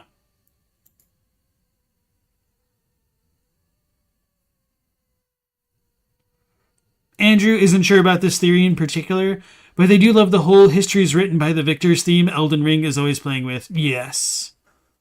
Colo think it unnecessarily antagonizes the Golden Order. Alright. So let's close out the video, and then I'll talk about the other note that I had. Customs and traditions. Do you think Rosus could be tied more closely to those who live in death, or Fia, the deathbed companion? Were these statues erected across the lands between before or after the Shattering? There are no wrong answers, as the game does not provide much on Rosus, so we look forward to reading the wild speculation that's sure to be happening in the comments. Don't forget to like, subscribe, and hit the bell so you're always notified when we upload our newest episode. Thank you again for joining us. We can't wait to see you again for more Elden Lore. Alright, so that was another good video. Obviously, I don't agree with it for a couple of reasons, in that I don't necessarily think Rosus represents those who live in death as much as it does represent those lost in death. And so Rosus's role was meant to guide the dead, kind of similar to the way that the Tibia Mariner is technically not those who live in death either. But like I had mentioned, with Rosus potentially having draconic features, I think that could align with many of the churches of Marika having been potentially appropriated from dragon churches or dragon cathedrals, just because of them sharing the architecture with like the Dragon Communion Church in the south of Limgrave and the south of Caelid. But yeah, we don't really know about that for sure. So yeah, the catacomb lore in general just feels very inconsistent and not quite wholly put together as well as I would like it to be. So maybe there is an explanation for all of this stuff in that, like, the catacombs might predate things and they could have been rearranged after the fact. But, yeah. If so, like, that does call into question when the roots of the Erdtree became integrated into some of these catacombs, and maybe it's like an incidental thing, but I don't know. Because we are told that some of the catacombs were selected to be placed at the base of minor Erdtrees. So anyway, yeah. Alright, I've gone ahead and linked his video into chat as usual, so if you guys want to give him a like and a sub, feel free to do that. That'll close out the videos we'll watch for tonight. We'll have 2 more on tap for tomorrow, and I think I want to watch a couple videos by Mad Luigi and V-Limit, so that's kind of where my headspace is for now. So once again, we will be going live at 10 p.m. Eastern Standard Time, so if you want to join us tomorrow, please feel free. Whether or not you're lurking or chatting in the comment section, I appreciate it.